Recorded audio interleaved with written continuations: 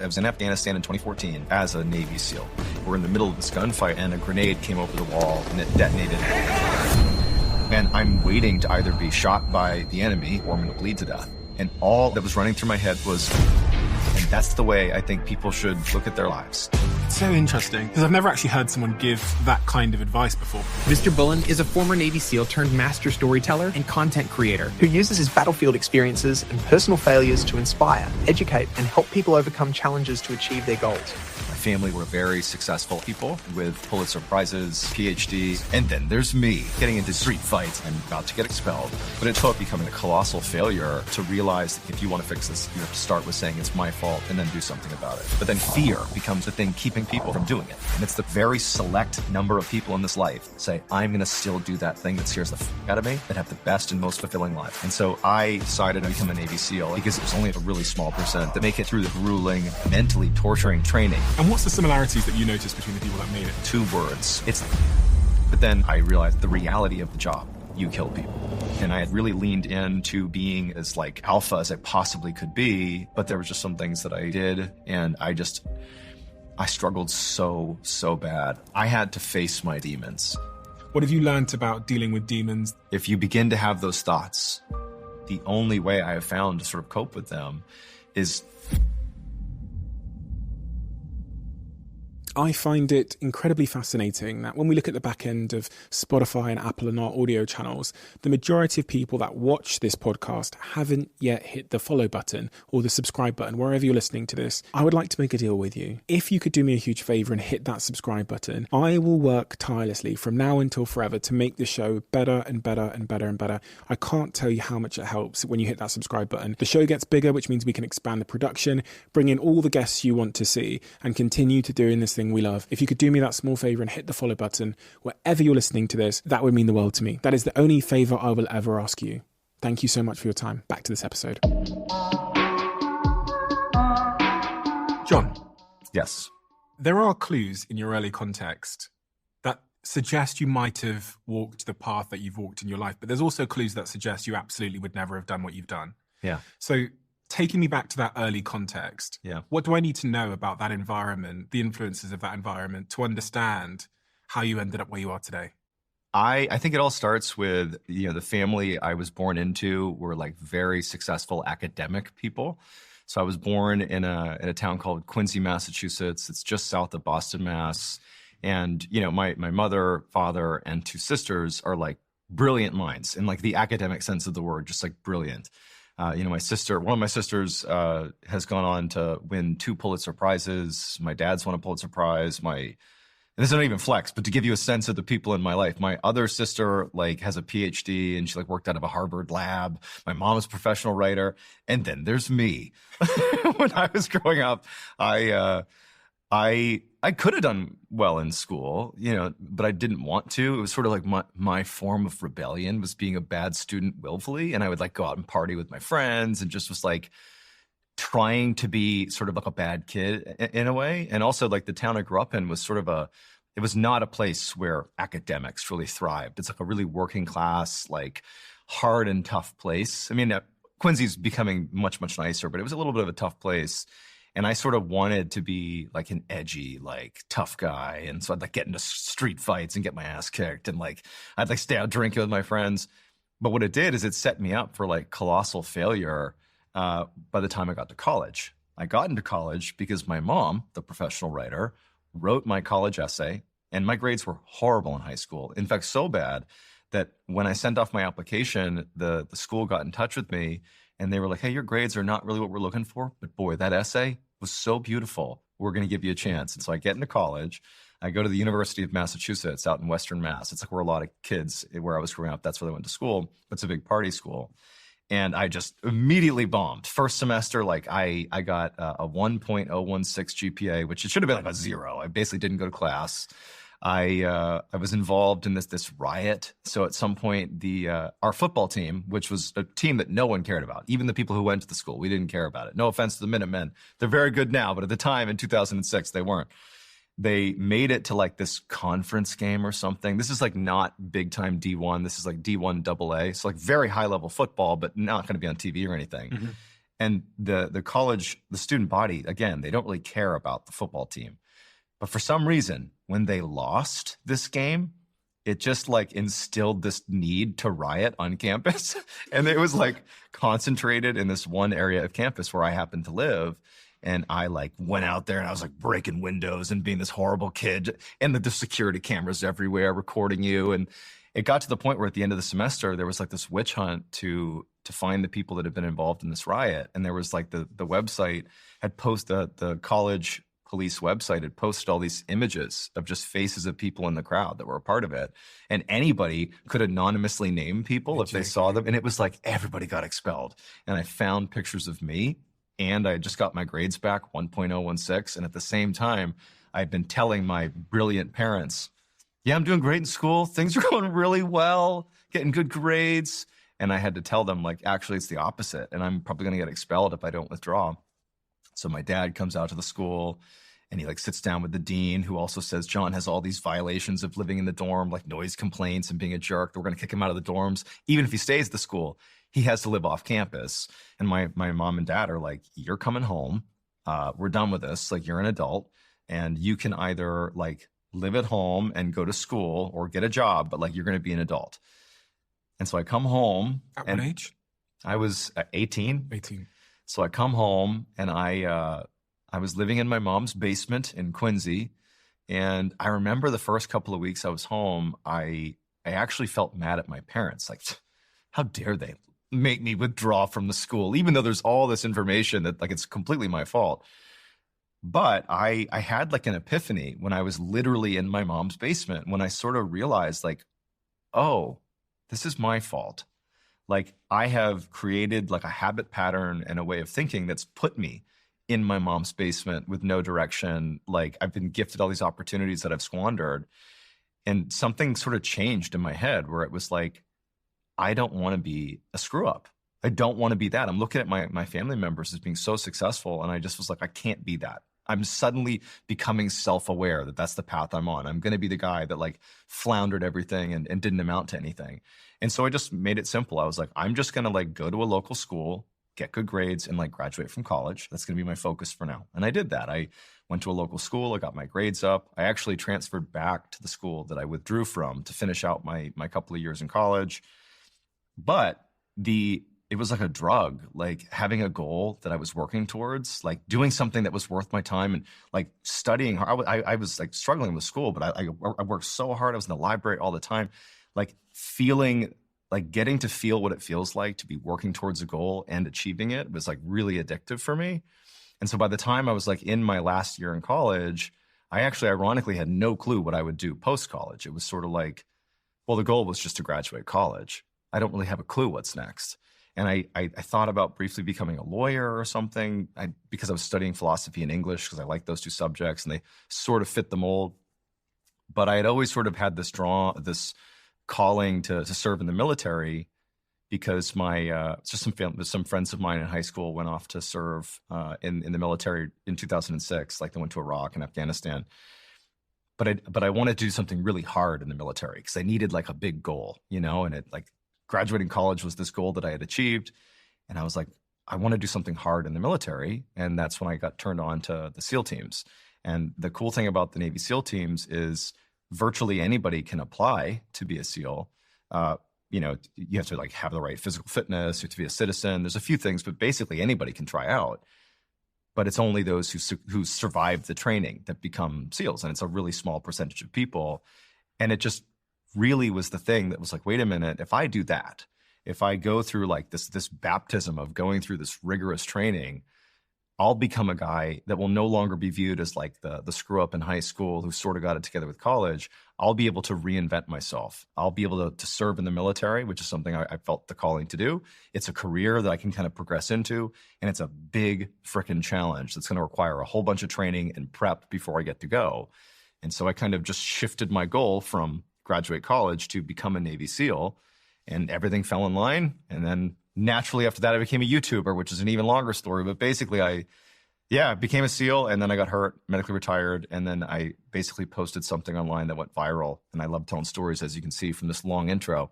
And I just kept telling stories, and now I'm here. So, but it started with like setting a goal and achieving it. And which sounds so basic, but I think a lot of people go through life just sort of doing stuff because they were told to, or they just sort of fell into it. I found like setting a goal that's really consciously something you care about for whatever reason and working hard to achieve it, it like organizes your whole life. And so my life, starting with coming home from college and being in the basement, has been a series of set a goal and shoot for that goal. And that's all that matters. It's interesting because even before that, there was something that it seemed to happen to you in that basement, which I consider to be the starting place, which is awareness. Yeah. This like self-awareness. And with that self-awareness came responsibility. You said, actually, I need to stop blaming my mum and dad. Yeah. I have a role to play in this. Yeah. And that's really, really hard I think for everybody to be truly aware of how you might be contributing to the circumstances of your own life. It's a harsh truth when you realize it's your fault, or a big part of it is your fault. But that's what self-awareness is, like taking responsibility for the good and the bad. And what's your relationship been like with responsibility? And like, what's your view on the importance of that broadly? I would say that when I was, pre-basement moment, I was definitely in the mindset of playing the victim. And if something bad happened, it was somebody else's fault and not taking responsibility for anything. I was the guy that would come home from school and I'd tell my mom, like, you wouldn't believe that we had a test today. And Joey got a 50. I got a 65, but Joey got a 50. It's like, you're sort of like, that's the way you approach it versus like, I failed the test. But when I sort of decided I would graduate college and organize my life around that and then become a SEAL, I realized that it's not enough to simply just say, I'm going to do this thing. Like, you need to own like the entire process. And like, for example, in SEAL training, there were a couple moments where like I myself failed miserably, catastrophically at like tests and opportunities to be a leader. And I just like squandered it in a way. So the way SEAL training works is it's very reputational. Like as you go along in training, it's like the closer you get to graduation, the closer you get to being a real SEAL. And so your instructors, those are active duty SEALs, and they're no longer viewing you towards the end of training as being just some like, candidate. Now it's like, you could be my teammate. There's not too many of us. And so it changes from you aren't going to make it to you better do a good job because I might need your help down the line. And I remember in the final part of training, there's this confidence exercise where they basically expose your class to tear gas, which is something that's pretty standard in the military. And the only thing they say is like, this is it's all about mentality here. It's a confidence booster. It's going to suck. It's going to make you want to feel like you're dying from this gas. And it's like a long exposure. And they set you up in this like square. You're all just standing, you're kneeling shoulder to shoulder, if you will, out in this open field on San Clemente Island in California.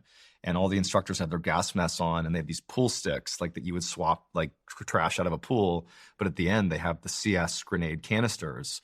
And they're like, all right, they put their masks on, they fire off these CS grenades. This big white smoke comes out, and they hold out the pole, and you get covered in CS gas. And all you have to do is not run.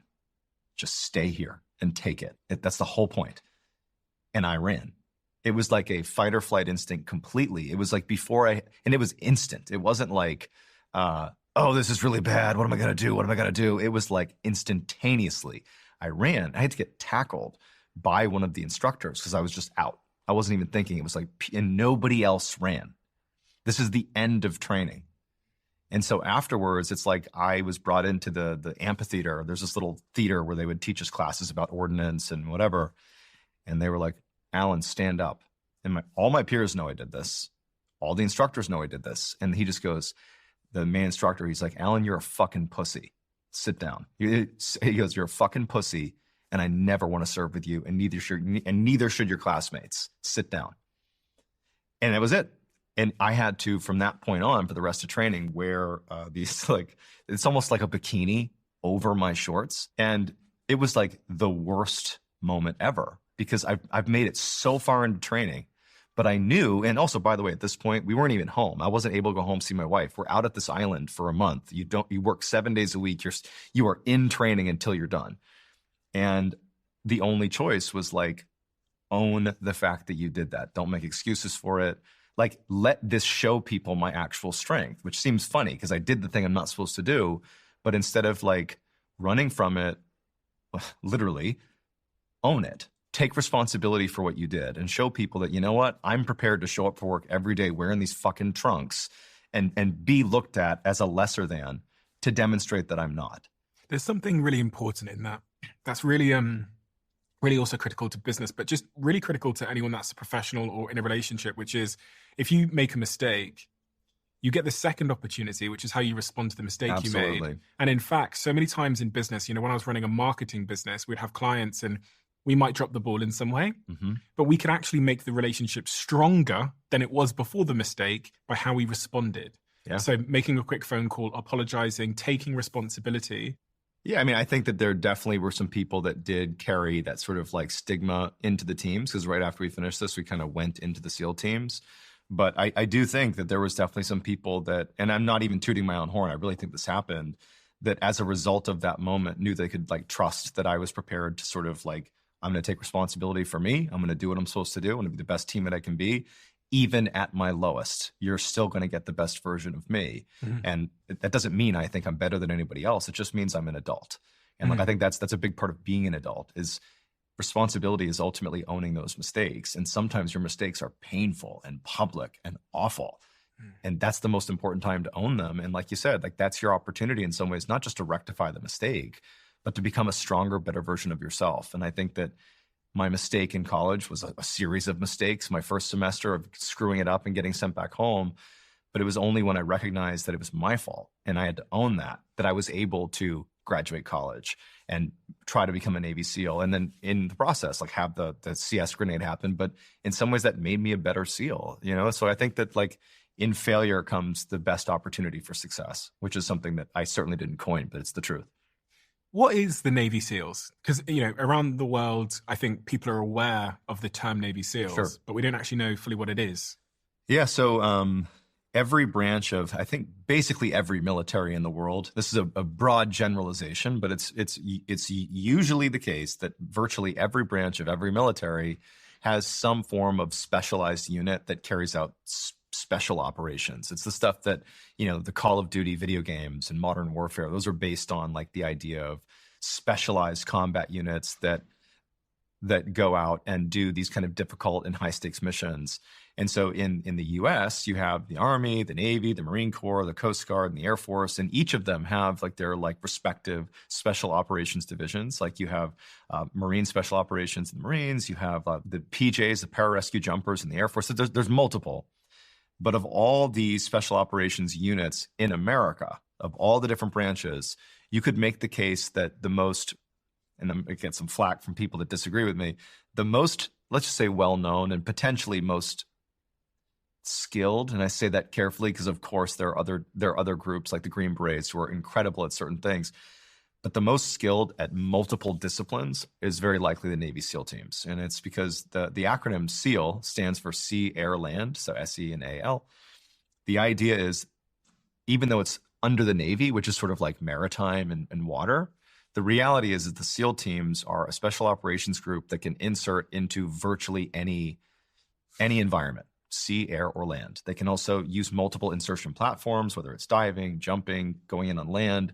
It's like a highly versatile special operations group, whereas a lot of the other special operations groups, not just in the United States, but internationally, are kind of specialized in certain geographies. Like you have mountain warfare specialists. You have like the Dutch have this incredible diving unit.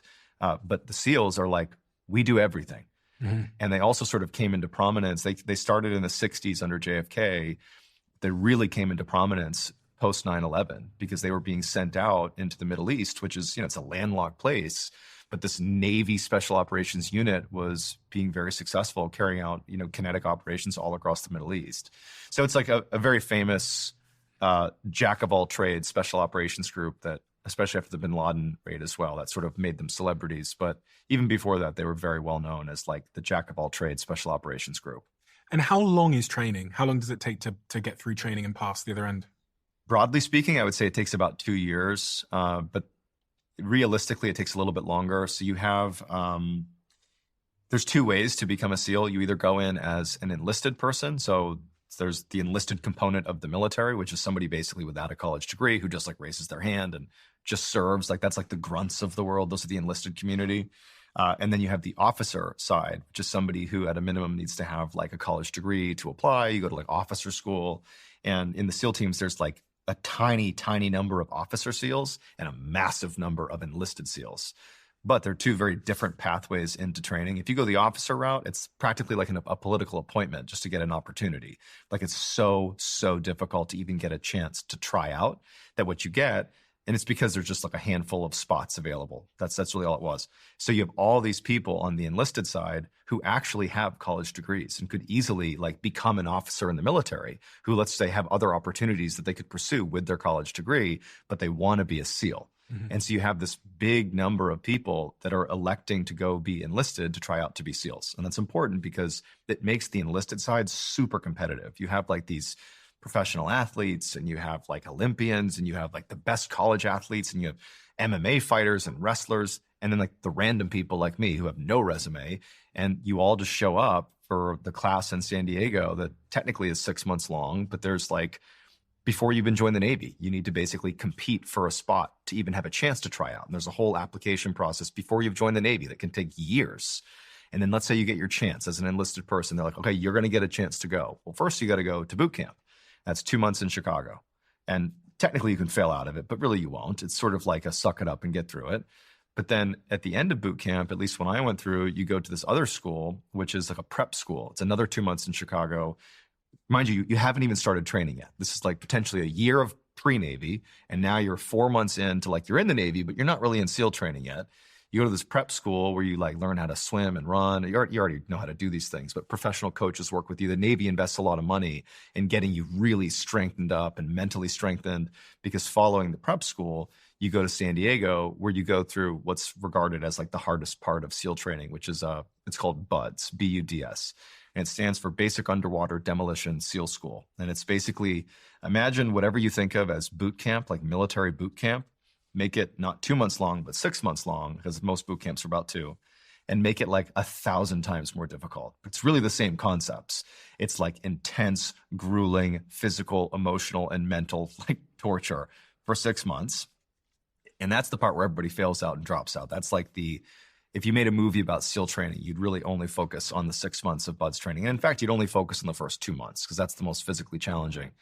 And then once you finish that, you go to advanced training, which you're still not a SEAL yet. It's another 6 months of like learning how to actually do the job. So BUDS is like, can you handle it? Advanced training or SEAL qualification training is, I'm going to teach you how to shoot a gun with surgical precision. I'm going to teach you how to jump out of a plane. I'm going to teach you how to like use this technology because you need to know how to do the job. So learn the job. And then after that, you go to like, or we did anyways, I don't know if they do this now, you go to like a language school for a month, or you'll go to like a medical school or some sort of school to give you additional qualifications. And then you go to your team. And so all told, you have about 2 years from I want to be a Navy SEAL to I am now a Navy SEAL. 2 years is usually the mark. And what's the similarities that you noticed between the people that made it and didn't? The thing that stands out, honestly, and this is what is pretty universally true, although there's some outliers, is the folks who show up to BUDS, the candidates who show up to BUDS that have like an incredible resume. There was a guy that showed up to training who literally played for the Arizona Diamondbacks. He's like 6'5", looks just like a god, and he's so humble. Like he's this big, strong, professional baseball player who I actually have a memory specifically of playing with his character in a video game. And like there's other people who are like professional football players and all that. And he washed out so quick. And a lot of the other guys with big resumes, like the sports and big accomplishments, they typically wash out really, really quickly. And it's not because they lack the physical to do it. They don't. They definitely don't. It's that and this is generalizing because this is not true of everybody, but let's take the guy who played for the Diamondbacks. So this person is used to being, generally speaking, the very best person at what they do their whole lives. And it's not because there's anything wrong with them. It's just sort of a truth. That's how you became a professional baseball player. That's how it works. In BUDS, your instructors don't fucking care about who you were. And it's like a point they make. They don't care at all about what you've done before. In fact, if they even suspect that you think you're special because you have some bullet point on your resume, like playing for the Diamondbacks, they will torture you and see if you really got it. They will single you out and specifically make you feel terrible and tell your class to like, look at this guy, he can't even do push-ups. You play for the Diamondbacks, you can't even do push-ups, even though the guy's doing push-ups just fine. But he's like, look, that doesn't even count. That doesn't count. Do another one. Get in the water. Do this, do that. It's a mind game. But the guys like me, who I went to Buds and I'm like, I literally am a joke compared to the people that are here. I wasn't in great shape relative to my peers. I'm certainly not a professional athlete. The only thing on my resume is, well, I nearly flunked out of college, but then managed to graduate college. That is the extent of my resume. I played a little baseball in high school. And so for me, I have very little to lose. Like either I'll make it and that'll be amazing and I'll get to do the thing I want to do, or I won't. And people will say, that's about right. The folks that go in that have the resumes on some level, they expect to be really good, even if they're humble. And everybody in their personal lives also expects them to make it through, because who wouldn't? He played for the Diamondbacks. Expectation. It's brutal. And the course is too long to simply gut your way through it. The level of physical discomfort that you experience in Buds is so unbelievably high that it's not, you got to want to be here. That's the way they say it. You got to want to be here if you want to make it through.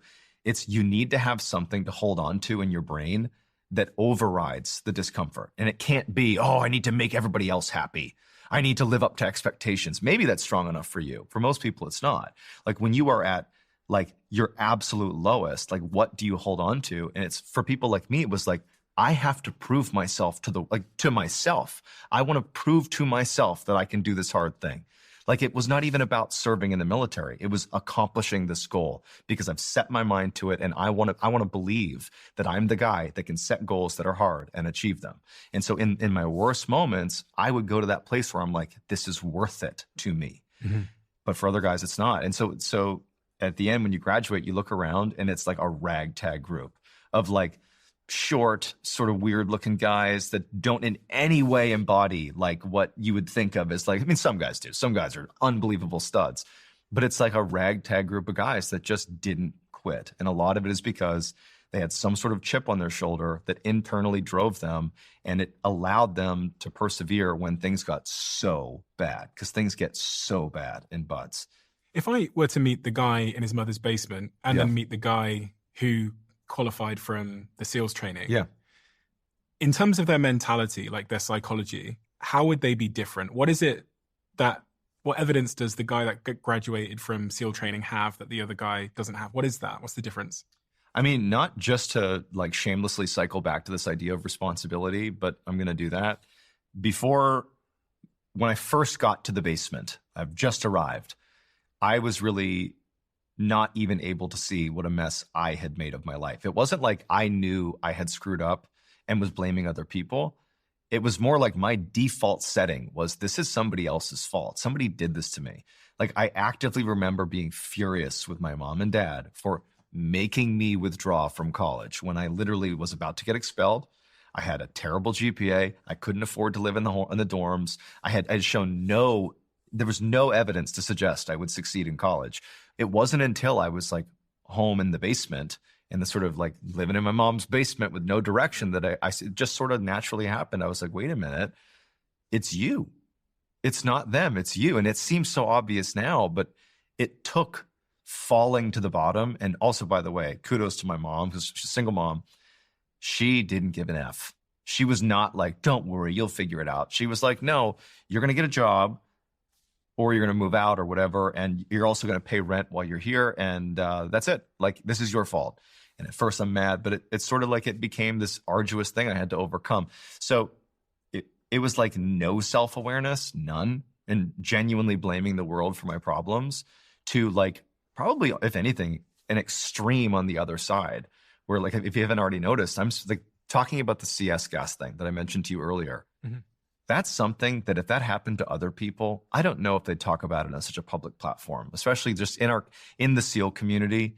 Like reputation is such a big thing that even talking about things that other people know about, but that cast you in sort of a bad light reputationally, I think people would stay away from saying that, like, but for me, I view it as a strength to highlight not only the things that I'm good at, but the things that I've made a mess of and screwed up, because it shows other people that like, I'm secure. So it's like ultra self-aware and secure in my image, the opposite as the basement kid. And it took basically falling to the bottom, being home, no new opportunities in front of me. Other people are off at college succeeding, and here I am in my mom's basement, for it to sink in that, like, if you want to fix this, you have to start with saying it's my fault and then do something about it. And it worked. This idea of rock bottom, it's so interesting, and it sounds pretty tragic that sometimes people do need to go to the bottom on their own. Yeah. To realize that, as the quote says, the pain of staying the same is greater than the pain of making a change. I've never heard that. That's actually a great quote. Like 18 years old, and I was just dropped out of university, and I saw someone on YouTube say the pain of change happens when the pain of staying the same becomes greater than the pain of making a change. And this kind of speaks to why some people, sometimes when you listen to their stories, it wasn't until they hit the basement that they were able to look themselves in the mirror and then take actions in the right direction. But also sometimes when you try and help someone and you prop them up, like if your mother had gone, listen, here's some money, and here's some, you don't have to pay rent. Right. She would be propping you up a little bit and keeping you away. Me. Yeah. I'm trying to think about the kid that's listening to this right now that can relate. Yeah. Or the person in their life, they might be in a job or whatever, that can relate to knowing that there's something not quite right in their life. Yeah. Maybe they're at a point where they can start to look themselves in the mirror and take responsibility. But do they have to go to rock bottom to start to change their life? Well, I think that part of the reason, or I should say, this is more of a general statement that kind of answers this. I, in a way, was fortunate because when I hit rock bottom, I am a person that does not have, what is it called, paralysis by analysis. I'm sort of an impulsive person, for better or worse. And so for me, it's like once I hit that rock bottom, it wasn't hard for me to sort of quickly find a good North Star, which the first one was college. I'm gonna do college, right? Mm-hmm. And then when I was nearing the end of college, by this point I've sort of righted the ship at this point, but I wanted a new goal. It was like, oh, SEAL training, that checks some boxes. It's like, I want to serve, check. Like, it's a super hard goal, check. I'll have to work for it. Like, it offers me a chance at reinvention and rebirth, check. Okay, good. Like, I jump to that. That's what I do. I think there are plenty of people, and this is my guess, I don't know if it's true, who maybe have already hit rock bottom and they want to make a change. They know it's their fault or whatever situation that they know they've contributed to it. Mm-hmm. But they don't know what to do next. And there's so many choices. Think about it. If you're at rock bottom, in some ways, you have every choice in the world to make. And I think that one of the things that I certainly preach when I talk about this at all, which I guess is in situations like this, is you don't need like a perfect idea. You just need something that checks enough boxes for you to be worth doing. So for me, it was like, okay, I'm in my mom's basement. I've done this to myself. I am the reason I'm not at school. I'm the reason that like my parents are embarrassed about their son. It's my fault. What do I need to do? Okay, well, I should graduate school because that demonstrates that what happened at UMass is fixable. I can graduate school. I can do it. I'm not dumb. I can do that. Okay, fine. Got to go to school. That was it. It's like it checks a box. So do it. I think it was Jocko Willink that said to me, his friend had called him and was going through a difficult time in his life, divorce, lost his wife, lost his job, etc. And Jocko said words to the effect of, when you're lost in like a military context or whatever, you need to start moving. Yes. It doesn't necessarily matter which direction you move in, but you need to start moving in a direction. And I was thinking about that, as you said, about this idea of like paralysis by analysis. People, they might be at rock bottom, but they just don't know what to do. So they're just sat in the same situation. Certainty in that context is sometimes better for people than the uncertainty of what happens if I, what if it's the wrong decision or something? Yeah. I mean, and also you got to figure it's sort of like a self-perpetuating problem too, where if let's say you've hit rock bottom, even if you don't know it, and you're like, oh, I want to fix my life. I want to do something with my life. Let's say the kind of generic rock bottom. Well, let's say you get paralysis by analysis and you're not able to sort of like pick a path and you go nowhere. That only reinforces the idea that you screwed up again, but you haven't. There's just too many choices and you're allowing too many factors to be at play here.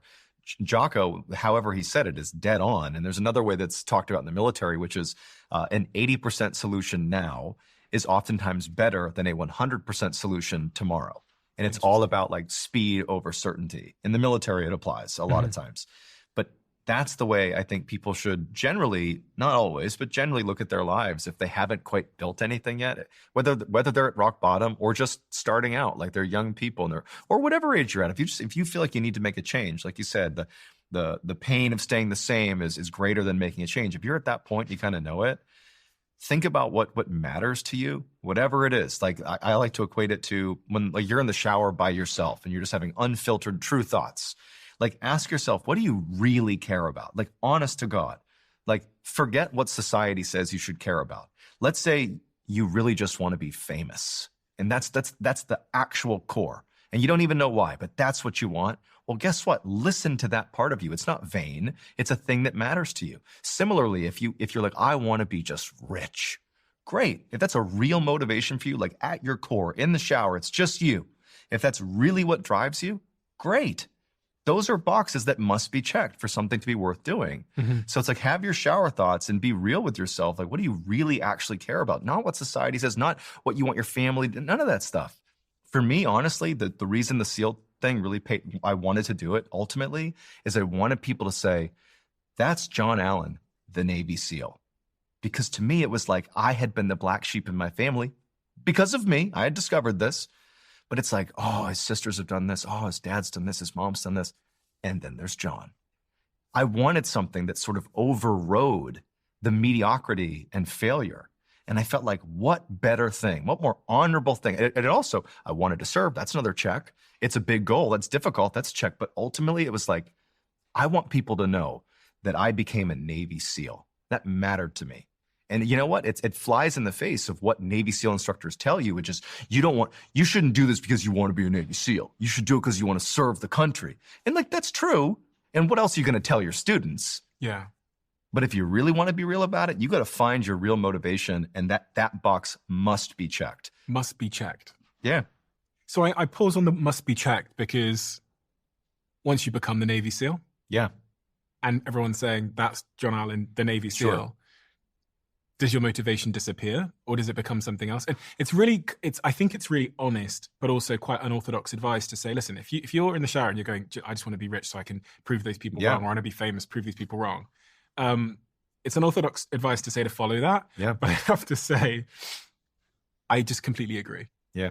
I agree because sometimes you have to have a hypothesis fail you or some kind of idea fail you for you to scratch the itch. And that's why I was focusing on the side of ticking the box. Yeah. It's going to stay there. Yes. Like, I don't know if you can go to therapy or do ayahuasca or something to get rid of that thing. But for me, until you pursue it and have it fail you or succeed, it's going to stay there.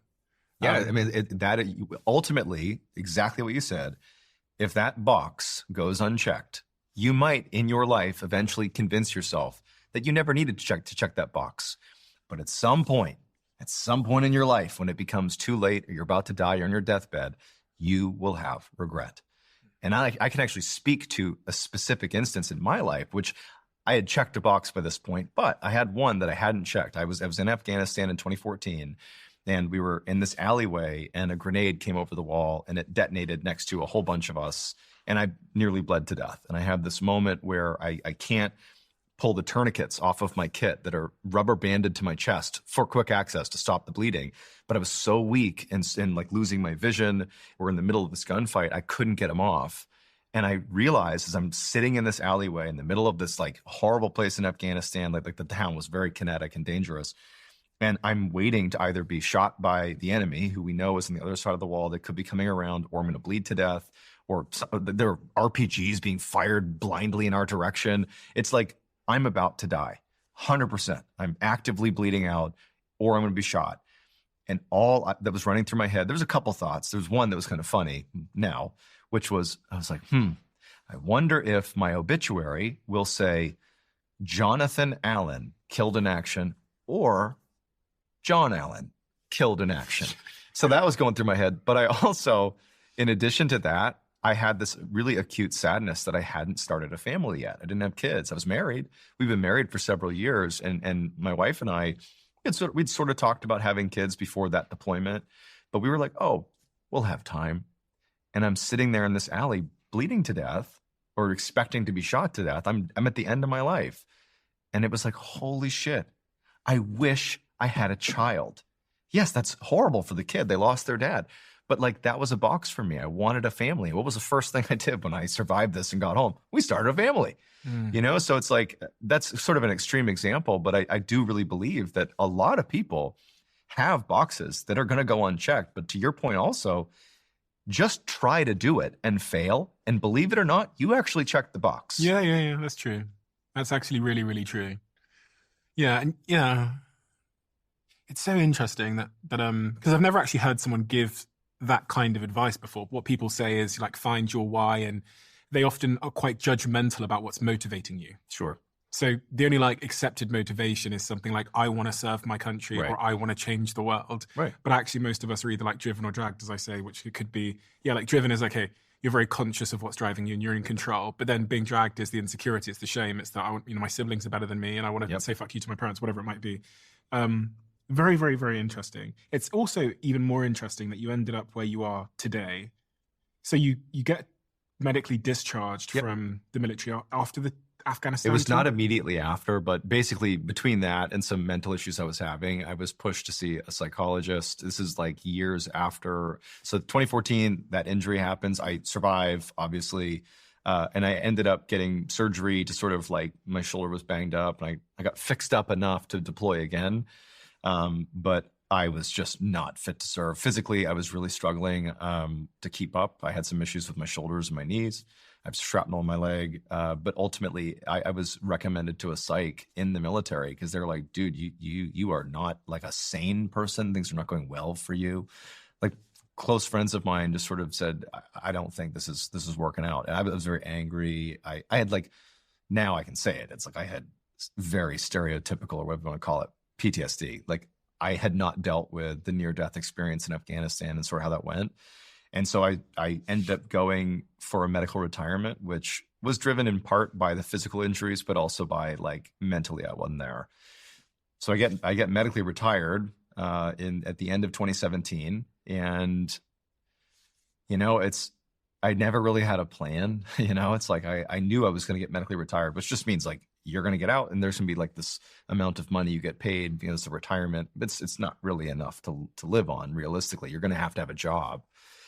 And, I basically, I got out at the end of 2017 and I went on LinkedIn and I'm like, I guess that's where you get jobs because that's what I think people do. And I was like on LinkedIn and I wound up randomly connecting with this guy named Jordan Selleck, he was living in New York at the time. He's this former investment banker who it just so happened at the time that I was on LinkedIn doing this like kind of weird job search, that his best friend was a transitioning fighter pilot. Like he was leaving the military, going to the private sector, was struggling with the transition, which is very common in the military, making that jump to the civilian world.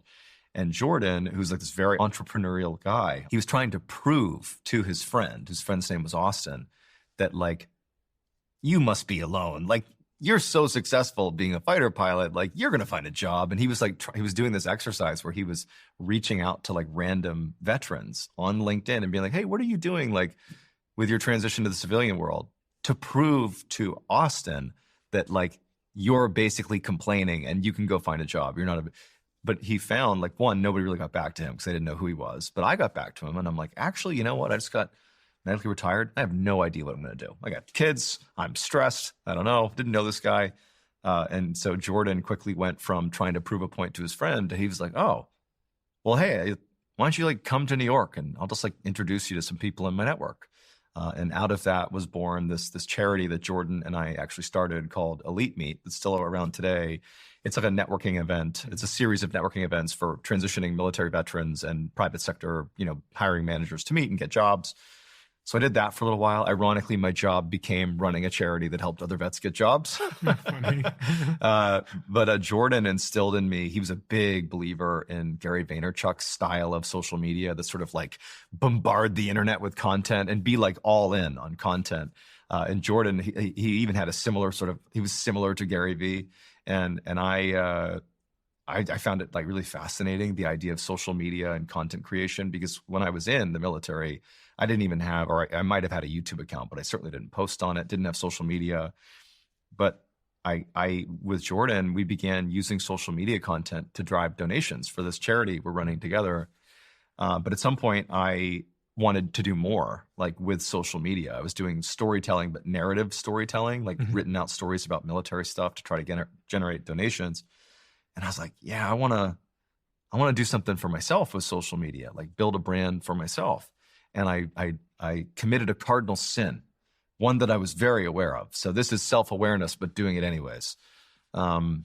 In the SEAL teams, and really I think in special operations generally, despite what you see in terms of books written and like movies made about SEALs, and you can Google SEALs and there's like 78 examples of SEALs that are publicly talking about being Navy SEALs, there is like this code of conduct amongst the active duty community that you don't talk about being a SEAL. That's not what you can say. You were a SEAL. No one's telling you literally have to lie about it.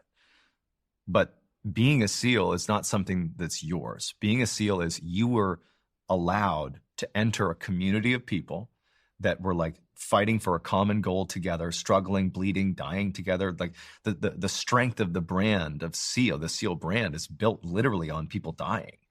And so you can't then leave the military and say, hey, look at me, I was a Navy SEAL, because that's for personal gain. You can't do that. Mm-hmm. It's sort of a gray area. I get it, yeah. I began posting about I was the quintessential, look at this guy, Mr. Navy SEAL. At first, it wasn't that way. It wasn't like one day I was like, guess what, guys? I'm a Navy SEAL. Yeah. But it began as like I'm going to just like have my own accounts and sort of tell stories about my experience as a SEAL to push people towards elite meet. But then quickly, as these began to succeed, not really, but kind of, they got like 1,000 likes here or there. I was like, wow, that's pretty cool. And I like began leaning a little more and more until finally I was like full send, like the guy that you're not supposed to be. This is like in 2018, 2019. And dude, I got disowned by the Navy SEAL community. I mean, like hard. Give me specifics. When you say disowned, I could pull up DMs from Instagram. DMs. No, so at first did not catch a whole lot of public. At first, I think I was doing it and people sort of were like, well, he's doing this charity, Elite Meet, that's helping SEALs, it's helping vets. But gradually, as I sort of drifted farther and farther away from that into just like John the Navy SEAL, mind you, I'm not giving up anything sensitive. It isn't like I'm talking about stuff that's like problematic. It's really just doing some of this, you know, pumping my chest. I began receiving just some of the most painful messages I've ever gotten in my life. It's different than getting hate. You know, as Mr. Ballen on the internet, I certainly get hate from time to time, but it's different because they don't know me. It's like they see somebody on the internet doing something they don't agree with or like, and so they speak their opinion. I'm sure you're familiar, but it's not personal. It might feel personal at first, but you get used to it. This was actual SEALs who I knew, who wanted me to know exactly who was sending this message, like writing me messages to be like, hey, I used to think of you this way, and now I think of you this way, with like detailed explanations of, and talking about how at the team, like we all talk about how much you fucking suck, basically. And like I lived in Virginia Beach at the time, which is where the SEAL team, I was SEAL Team 2, that's where I was at. And so it's a big town, but it's where like a huge concentration of SEALs were. And during this time, I would like go out to like the grocery store and I would see people that I know. These are not, oh, I think that guy could be a SEAL. It's like, oh no, I served with him. I know exactly who that is. And they'd like mean mug me and my family at the grocery store or the gym. Because remember, this is not like a normal group of people. This is like a group of highly trained killers, of like operators, people that like go to war. They're not afraid of conflict. And I have done something that in many ways is like tarnished their brand. Not their brand, that's not how they look at it. Tarnished the brotherhood. It's like I'm being selfish. Mm-hmm. And I was reviled. They hated me. I got regularly 2 to 3 messages, email, Instagram, wherever. I get phone calls, voice messages of people leaving me just the most deep cutting, personal, like, this is how I know you. And this is what's being said about you. And this is how I feel about you. It was horrible.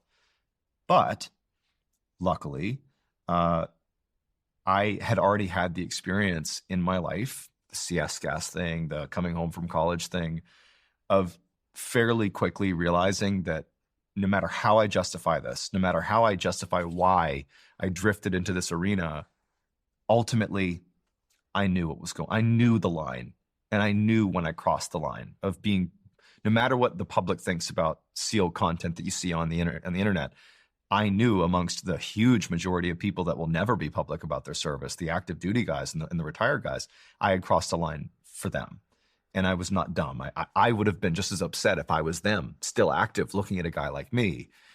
But instead of like getting mad at anybody or looking for retribution or trying to justify it, I deleted it all at some point. I remember there was a night I'm like sitting on my couch and I got a message from somebody that I would have said was one of my very close friends. And it just said, "You suck." That's all it said. But it sounds stupid. But this is somebody who's on Team 6. This is somebody who I specifically trained with and was like very close with. Like his wife and my wife were close. And like, I know what the context of this message is. It's way more than "you suck." It's, we're not the same anymore. Like, you're different and I look down on you. And I was like, I can't do this. There's no amount of success that I could possibly achieve doing the Navy SEAL content stuff that would be worth what I'm going through right now. And so instead of being like, I'm going to just act like that didn't happen, I just removed all the content, save for a couple of very small specific things. And I hadn't lost the itch for making content, but it was like, I can't do anything with regards to being a SEAL because that's not worth it to me. And I don't want to do it. It felt wrong.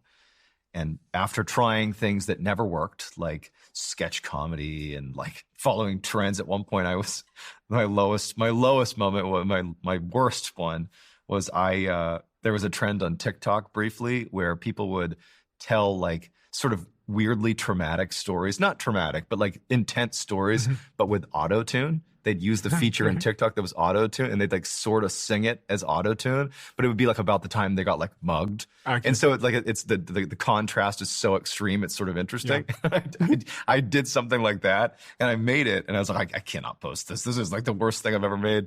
But nothing worked. And I remember thinking like, okay, you know, I don't have a clue what I could do that would be interesting. And actually, I remember I had these 2 documents in my computer. This is, again, post deleting everything. I'm like trying to make it on social media with something different. I had this one document that was like ideas for content that were not SEAL related, that were like totally divorced from that, the sketch comedy, the auto tune, whatever it was. And I literally had exhausted all of them. But I had this other document that I didn't even know why I had separated this topic, but it was all I wrote on it was Dyatlov Pass. So personally, I am interested in the strange, dark, and mysterious, the tagline that's become the MrBallen thing. Basically unsolved mysteries, but not like, don't think true crime necessarily. Think like world level mysteries, like what's out there? Is there life out there? Like, why is this portion of Antarctica blacked out on Google Earth? Like the deep, like scintillating stuff that no one really has an answer to. I've always been drawn to that stuff. And there's a really famous mystery called the Dyatlov Pass. And it's about these hikers in the 50s, these 9 really experienced hikers who are going for what's called their level 3 mountaineering test, which sounds sort of like run of the mill. But in fact, in Soviet Russia in the 1950s, this was like master mountaineer. Nobody had level 3. This is like the top. If you did this, you're like the best climbers in the country, if not potentially the world. This is a big deal. And the way you pass your level 3 is you and the people taking it with you. There was 9 of them. You have to map out this route through this really rugged part of whatever mountain you're going to use. They use the Ural Mountains, so big, snow-swept, like huge icy mountains. And you map out this course that like checks the boxes of difficulty. And you're effectively timed. You have to start on a particular day and time. And they have people set up along the way, the scheduled checkpoints, if you will. And so they brought cameras with them. This group. This is, again, 1952, I think it was. And so these young 9 hikers who were like so excited to do this test. No one's stressed. They're so pumped. There's a couple of couples in there. They set off on this journey. And I think they reached the first checkpoint. I forget what it is, but they didn't make it to whatever second checkpoint or whatever it was. And there was a protocol for the people who were sort of sponsoring this test that were part of the checkpoints that knew this. They knew what was going on, where if they missed a checkpoint, there's like this big search that goes out to make sure they're okay. Even though there's some expectation that they might not make a checkpoint by like a day because it's a difficult test. But the protocol is like really extreme. As soon as they go missing, it's like the army gets involved and they go and follow the route to find the hikers. So they miss the checkpoint. This protocol is enacted. And not only are there pictures that we will get from the hikers, but there was cameras that came with the search crew. They follow the trail that they're supposed to be on. This is, again, there's no trees. It's just like the tundra. It's like ice and snow and mountains. And they come across this mountain off in the distance, and they see on the windswept side of the mountain, basically halfway up, are these tents that are just these like canvas tents. You barely see them, but they're situated right in the middle of the slope, which is like strategically one of the worst places you can place these tents.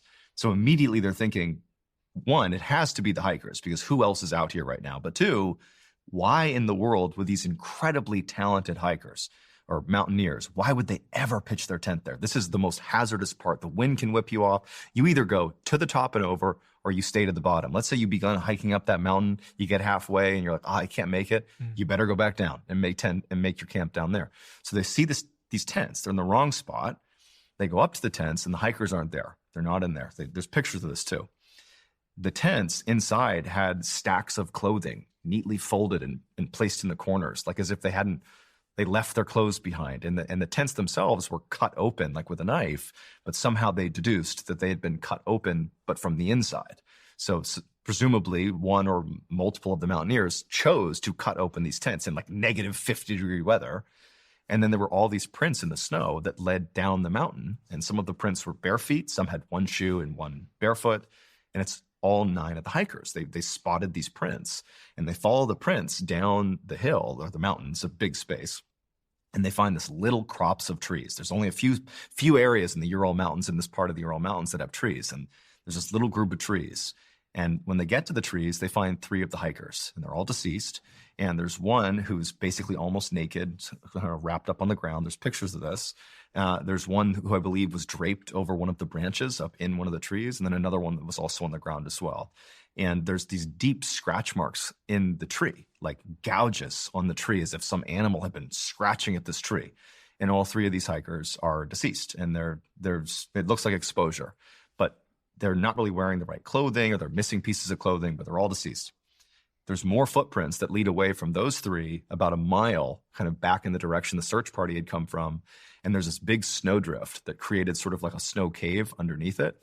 And the footprints lead into the snow cave where the other 6 hikers were, and they're all deceased as well.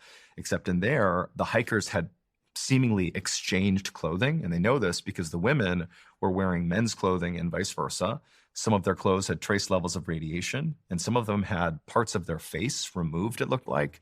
Lips, nose, ears. It almost looked like surgical precision removal. They're all deceased. And one of the injuries, there was a person in there who their chest had basically been caved in, and it was deduced that the impact it would have taken, there was no lacerations, just their chest was caved in.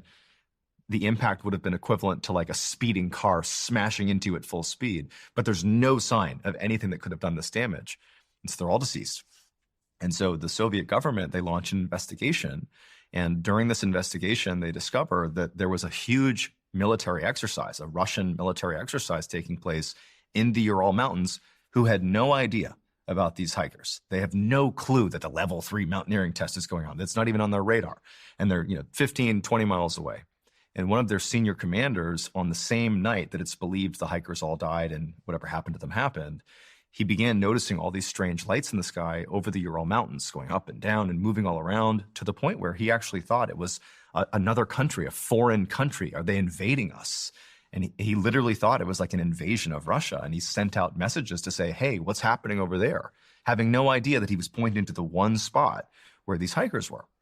So during this investigation, they discover that families are clamoring for information about their lost loved ones. Nobody has any idea what's going on. And suddenly the Soviet government says, we're going to shut this investigation down. All we know is that the 9 hikers who died from an unknown, unnatural force. Sealed. And to date, even though there was actually a recent reinvestigation done in 2020, it's remained like one of the great unsolved mysteries, in part because it's got this like, the Russian government sealed it and there's more information. What do they mean, unknown, unnatural force? But there's pictures of the tent, of the bodies, of all this stuff. And so I always thought that was a fascinating story, and I love stories like that. And I was at this water park in Pennsylvania with my family, an indoor water park. And at this point, I've exhausted the one list. Nothing's worked on social media. And this new thing, TikTok, had sort of begun to happen. I didn't really even know what it was, but I was like, maybe I'll try posting on there, because it's a new platform. Maybe that'll work. And I was like, but I bet I want to try something else, because these ideas haven't worked. And so like in my hotel room, I tell my wife and 3 kids, like, go down the water park. I'll meet you down there in a minute. And I just pull out the phone and I do a 60-second rendition of that. And I was like, hey, at the end of this, you're going to Google 2 words. And I tell this brief story about this crazy mystery. And I'm like, that's called the Dyatlov Pass mystery. That's the name of the pass they were in when they were found. And I post this video to my account that has no followers. It's like the MrBallen account. There's a story behind that, but it's a nothing account. Post it, and really no expectation that this is going to amount to anything. I leave my phone in the room because I'm going down to the water park. I can't waterproof my phone. I'll be with my kids. And when I came back up a few hours later and I picked up my phone, I couldn't even get it to turn on. Like I was like, oh, is it on? Is it power dead? And I finally get it on, and it's just like, brrr, like notifications like mad from this video. There's over 5 million views on this video. Mind you, everything I've ever posted collectively has maybe been like 100,000 views.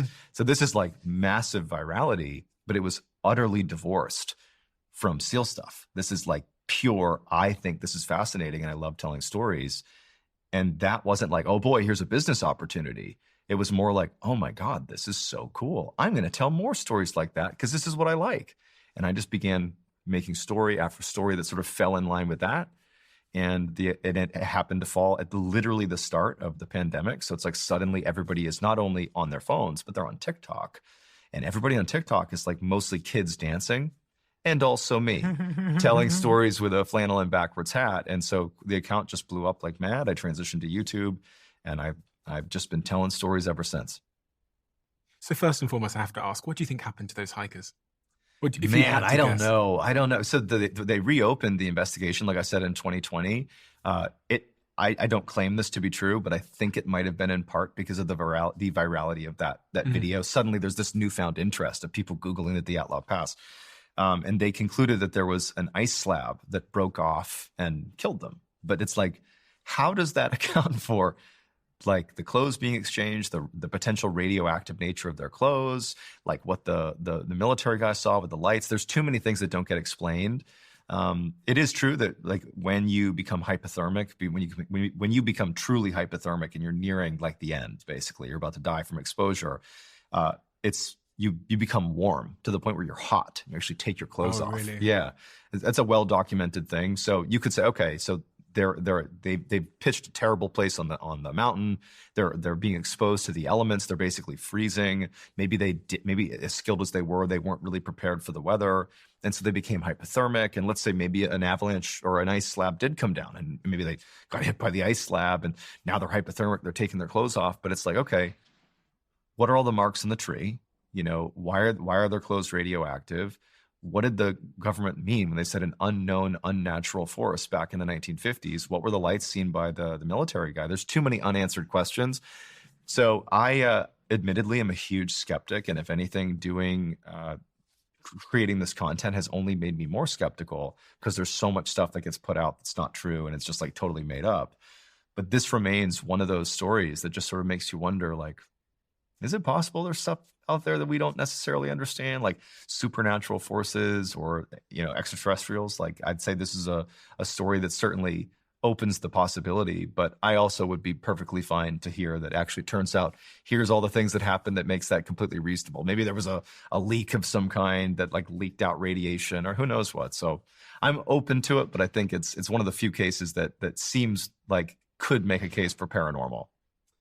And my next question is, as you reflect on the journey of your life, yeah, from the basement to the SEALs to then producing the SEALs content, getting disowned from your SEALs Brotherhood because of that, then stumbling across this TikTok thing, yeah, then YouTube and everything else that's happened. When you look back and go, like, how can I give anybody advice on how to stumble into their thing based on the intentional actions that I took that brought me here?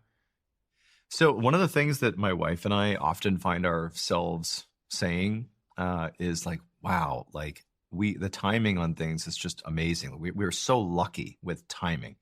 And I'll give you a couple examples. So when I was getting medically retired from the military, there was a time where I actually was going to be pushed out, like actually cut from the military. And it was going to be like a year earlier than when I actually did. And so it was like, hey, you're going to get medically retired and it's happening tomorrow. And I didn't have a job lined up. I didn't have anything lined up. And that's actually when I began reaching out and I met Jordan, and it was like really quickly, we came up with this Elite Meet thing. Mm-hmm. But then after the Elite Meet thing actually had some legs and we're getting donations in, we're putting these cool events on, and I have like this feeble little salary coming in from it plus my retirement. I'm like, okay, I can keep things afloat for a little while until I figure out the next thing. Right as that happened, so out of necessity, I've found a way to make an income within like a month of needing to have an income. The Navy says, actually, we're going to extend your contract for an extra, I think it was 8 months or something. And so suddenly I had the opportunity with Jordan and Elite Meet, but also got 8 more months or 10 months, 6, I forgot what it was. It was less than a year, but it was a lot more time in the Navy. But I really didn't have to do much in the Navy. I was already on the medical discharge way. I basically had to go to work and like be there like a couple hours a week. It was not hard, but it meant I got paid through the Navy. And so it allowed me really to not worry about pulling money from Elite Meet and pulling a salary. I can just grow Elite Meet with Jordan and get paid by the Navy. It's like the Navy is incubating Elite Meet. But Elite Meet wouldn't have existed if I didn't have that, oh my God, I'm getting out in a month. I have to do something about it. Mm-hmm. And so it feels like, oh, the timing's so perfect. Like I started Elite Meet with Jordan, and then I was granted this extra time with the Navy. It fostered this company. It incubated this company. But no, I've sort of always looked at my life as being like, man, there's just such amazing timing on things. Like I just feel like we're so blessed with the timing. Like when like the TikTok thing, like I just so happened to like be making this video when suddenly everybody's on TikTok at the beginning of the pandemic. Yeah, that's insane timing for sure. And I'm not denying that that's a timing thing. But also I'm somebody that is perfectly willing to take a chance and do something. Like I don't get stuck on, is this a good idea or not? It's like, I'm just going to try this thing. And it's the people that are sort of willing to quickly check a box and do this thing that will be in a position to where timing can benefit you.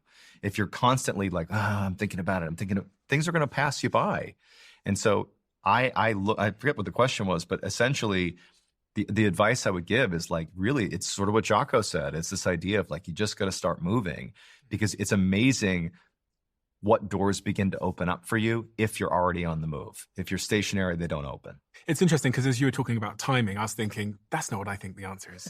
I was thinking that timing is one of those things you see in hindsight and go, gosh, wasn't that perfect timing? Sure. But for it to be perfect timing, you need to be the kind of guy who's willing to send their kids down to the pool with your wife and make a TikTok video on a platform you know very little about. Yeah. Doing something you've never done before. Right. And it's actually in that moment that I think that's your like moment of brilliance. That's when your life pivots. Yeah. Because genuinely 99.9% of people would not be making a video on a platform they don't know much about, right, on a subject that they've never made a video about before. Right. And your story is like riddled with those moments where, like, even responding to the guy on LinkedIn, yeah, you said most people didn't reply. That's right. But That's I responded, true. and then you went and met him in New York or something, yep, and that creates. So in hindsight, yes, it looks like timing, but actually it's that you were in moments where you were lost, you got moving, you did something, you had a bias towards action. Yeah. And failure is feedback. Feedback is knowledge. Knowledge is power. So it's interesting because when you're talking about like your bias of just like do something, aim at something, what it appears is happening there is, even if the thing fails, like some of the things you tried failed, at least you're getting feedback. True. And then the feedback's informing what you do next. Like you said, I did the SEALs thing on LinkedIn. You learned some stuff about social media there. Okay, it didn't work out how you wished, but you took that into the next test. Yeah. And that's really, I think, when I looked at your story, the defining thing is just a willingness to, in fact, I'll be honest, a willingness to embarrass yourself that is it, and be bad at something. You know, it's funny you say that because I literally have like sort of a mantra that I've developed that I can't claim is something I came up with, but I definitely find myself living by it now. And that is, it's do things that scare you. And I'll quantify that or qualify that.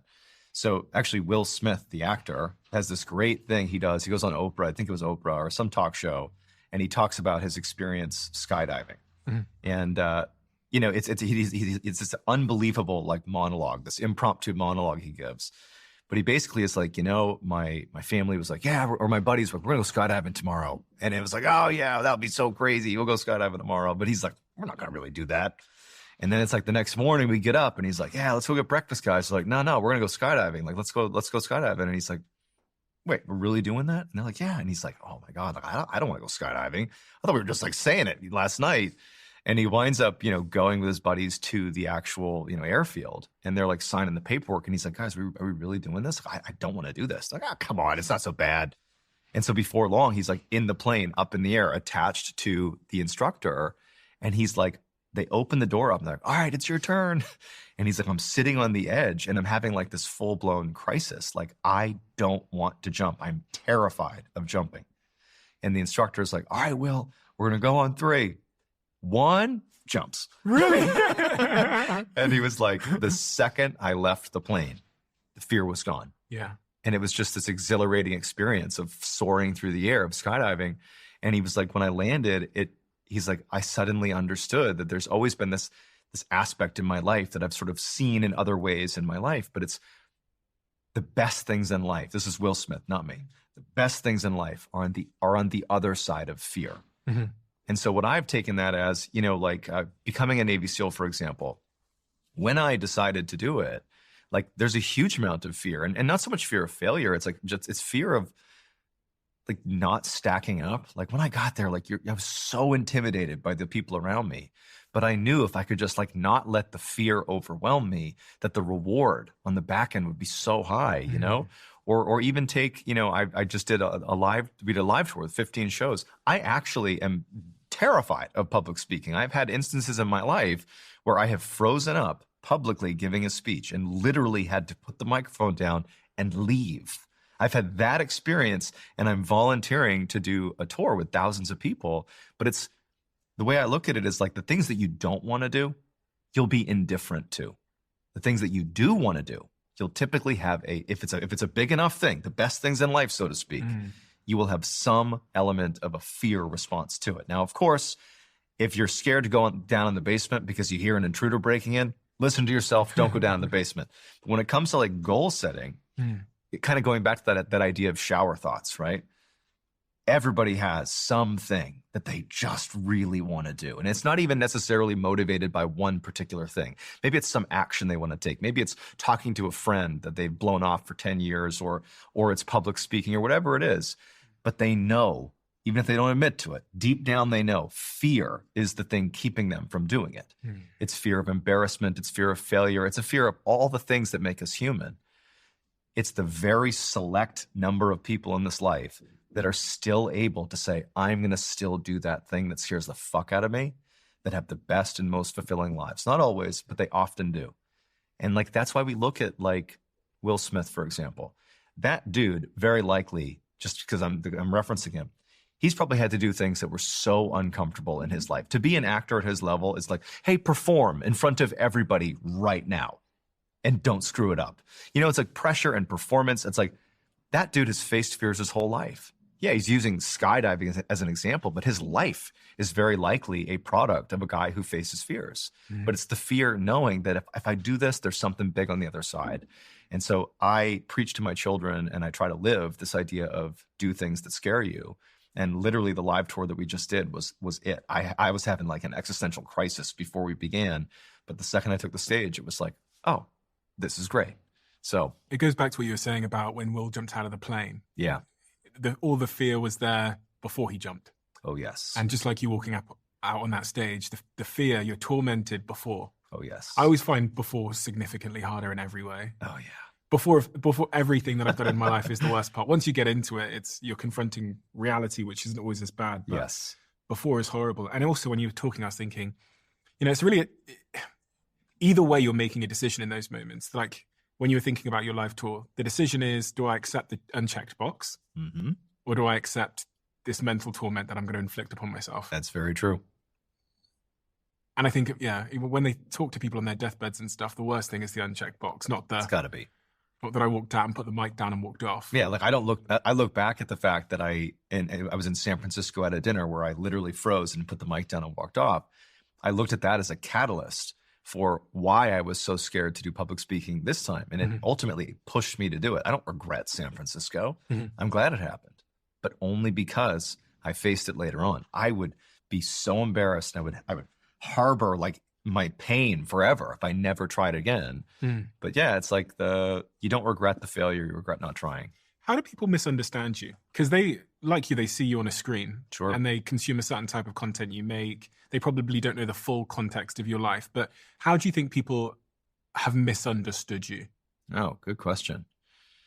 I would say, and this is not even to try to curry, favor with my, former SEAL brethren, but I think that even when I was posting, and this is really just specifically to the people that really disown me, who still very likely do, my intention when I was posting the SEAL stuff before MrBallen thing happened, it was never like, I'm so great.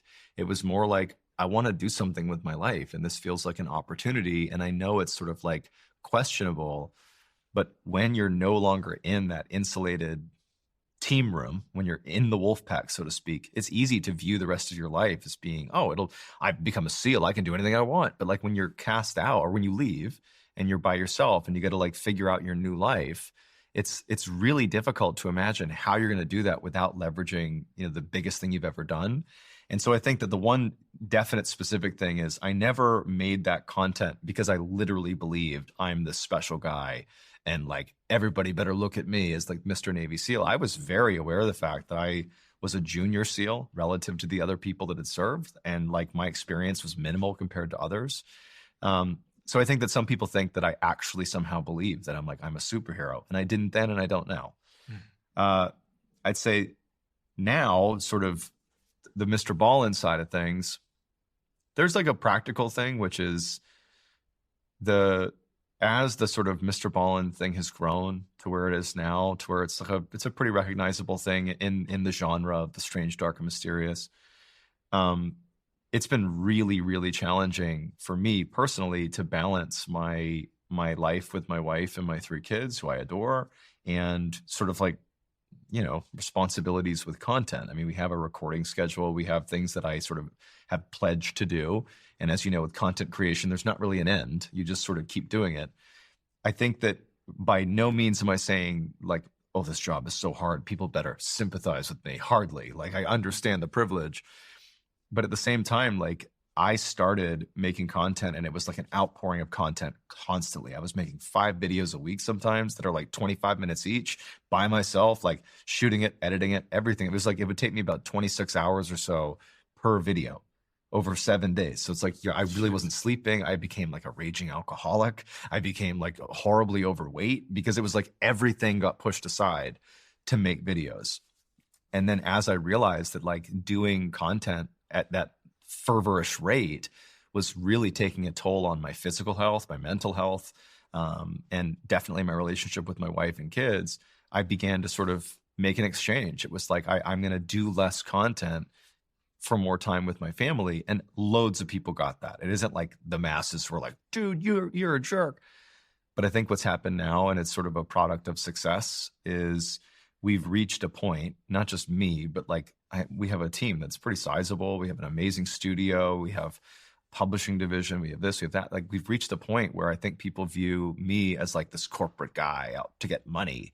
Mm-hmm. When in reality, like you were talking before the show, like you're like, it's weird people say you're so successful when I don't even know what I'm doing. Mm-hmm. Like, I'm still very much the guy that randomly made a video that went viral on TikTok. And so one of the harder things for me has been, as the audience grows, which I'm happy for, it's like you really have to understand that there are people that don't like me anymore, like mm-hmm. have taken an issue with me. And it's always this idea that like I'm somehow like this money grubbing, like corporate guy that is only in it to make money. When in reality, like, as you've probably seen with this interview, dude, my default is I love telling stories. I love this genre, always have. And like, I kind of like being my own boss to a degree. So it's like, it checks a lot of boxes for me. Do you ever worry that you've got your priorities wrong? Well, when I say that, I really mean, because when you're a content creator, like we both are, yeah. Like you say, you're constant. It's constant. And there's no light at the end of the tunnel in terms of, there's not like you get off this train at some point. If you get off, you fail. Effectively. That is how it works.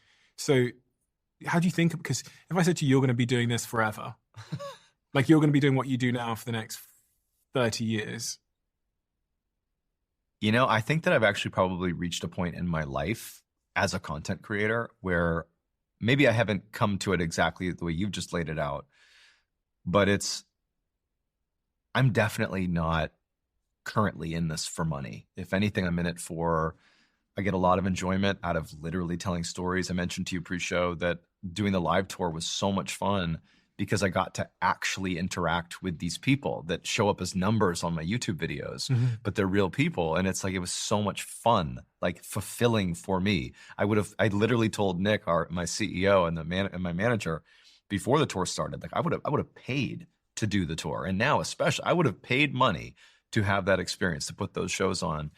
But yeah, like looking ahead, it's like I've sort of reached a point, which is like I was never really in this for fame or money, or I definitely was in it for like the idea of being successful, no doubt. I want to be successful, and things come with that are in the money and fame and all that. But like I ultimately I'm a guy that just like tries new stuff. I've done lots of new things. I sort of reinvented myself several times over, but I do really well when I just sort of have a new goal. And I thrive in that environment. And like for me, like when the MrBallen thing started, it was not how much money can we make or how successful or how big of a business can we make. It was like, can I make another video that people like? Can I keep doing that? And that became the goal. Can I repeat interest in the videos? Could you see yourself ever stopping? Yes and no, for sure. Because I think that I'm also capable of saying, and now I'm good. I'm going to go do this completely new thing with my family and ride off into the sunset. You think you're capable of that, saying that? I do, actually. How many subscribers have you got total? It's like, I mean, your main channel's got almost, 10 million? It's about 10. I think that I think we've done the math and we looked at all areas, all platforms, including podcasts, it's probably somewhere around 20 to 25 million. 20, 25 million subscribers. You would be okay with just walking away and saying, could you see that reality in the future? Yeah. Is there anything that it would take for you to get there? Is it like, would you need, is there any catalyst you think? Actually, it's funny you bring this up because I've sort of mentioned the live tour a couple times. If I had to be honest about my deeply internalized, unchecked box from the time I became an adult, well, from the time I joined the military, I always just had this interest in giving a big public talk for no other reason than to simply conquer that moment. My dad is an incredible speaker. He's done some pretty big talks, and I've seen him speak, and he's so good. And I've always known that I'm a good speaker. I can tell stories. This is something well before MrBallen. But I viewed it as something that was so terrifying that I would never actually do it. I was the guy that had that thought and was like, I'll live with an unchecked box. And I would tell myself it's because I don't really have the content to deliver a talk. I have the ability, but no content. And that was my excuse. But then the MrBallen things happen. The MrBallen thing sort of takes off, and suddenly it's like, oh, you have the audience, you have the content, you have all this stuff. It is now a decision. Are you going to do it or not? And I, over the last couple of years, have really mentally tortured myself to work myself up to be like, I'm not only going to do the live stuff, but I'm going to do a whole tour. And I told you before the show that I wanted limited production value. A part of that was because I wanted it to be me with a spotlight on me with a microphone to make it as intense as it could possibly be, because I felt like if I didn't start there, I'd be worried I didn't fulfill the thing I've always wanted to do, which is be the guy with the mic and captivate people. And so I did that. I feel like I genuinely accomplished this thing that I really didn't think I would ever actually do, because fear was too much. I wasn't able to get past it. But as a result, coming back from that tour, and this is going to sound so egotistical, but it's like we come back from tour and we have the graphic novel we released, New York Times best-selling graphic novel. It's beautiful. I'm so proud of that book. The tour was statistically, financially, whatever you want to call it, huge success. The YouTube channel, the podcast, everything's going great. But I suddenly had no more genuinely deep-seated, unchecked boxes. I don't. The only thing I have is a real desire to be a good dad, but there's not a specific way to quantify that. But by doing the live thing, which was so in the back of my mind, now that it's been checked, I could do 50 more live tours and it would never be the same as the first one. I could right now, if they said, hey, there's 70,000 people out there, go tell a story impromptu. I could do that right now. And it'd be stressful as hell, but I'd do it. I don't have, and this is again, not meant to be egotistical. I don't have a goal anymore. I've now reached a point where the only other thing that I wanted to do was pitch for the Boston Red Sox. And I think that ship has sailed. That'd be the one thing I'm not able to do.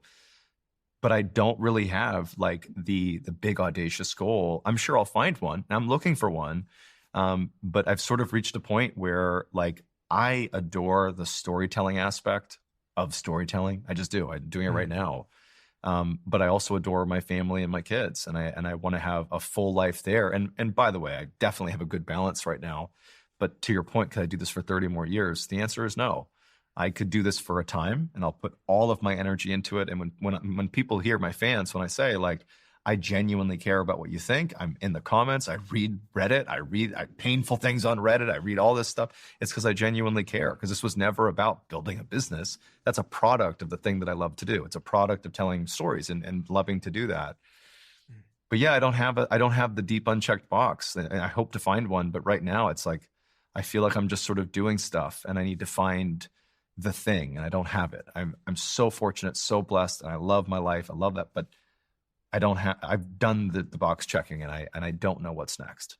Everybody needs an unchecked box, don't they? I feel like you do. It keeps you moving, keeps you like thinking about that. It's like purpose and meaning, isn't it? It's like there was that horrible disaster with the little submarine that imploded. Horrible thing.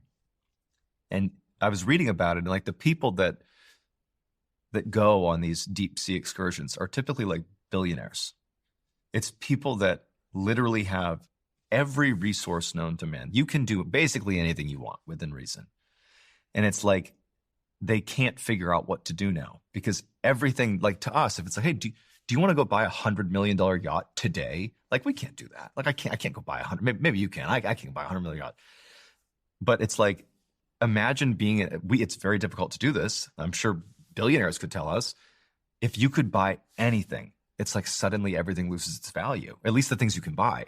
It's only valuable to us because we can't have it. Mm-hmm. You know, it's like, I can get this nice of a car, but I know I can't get a McLaren.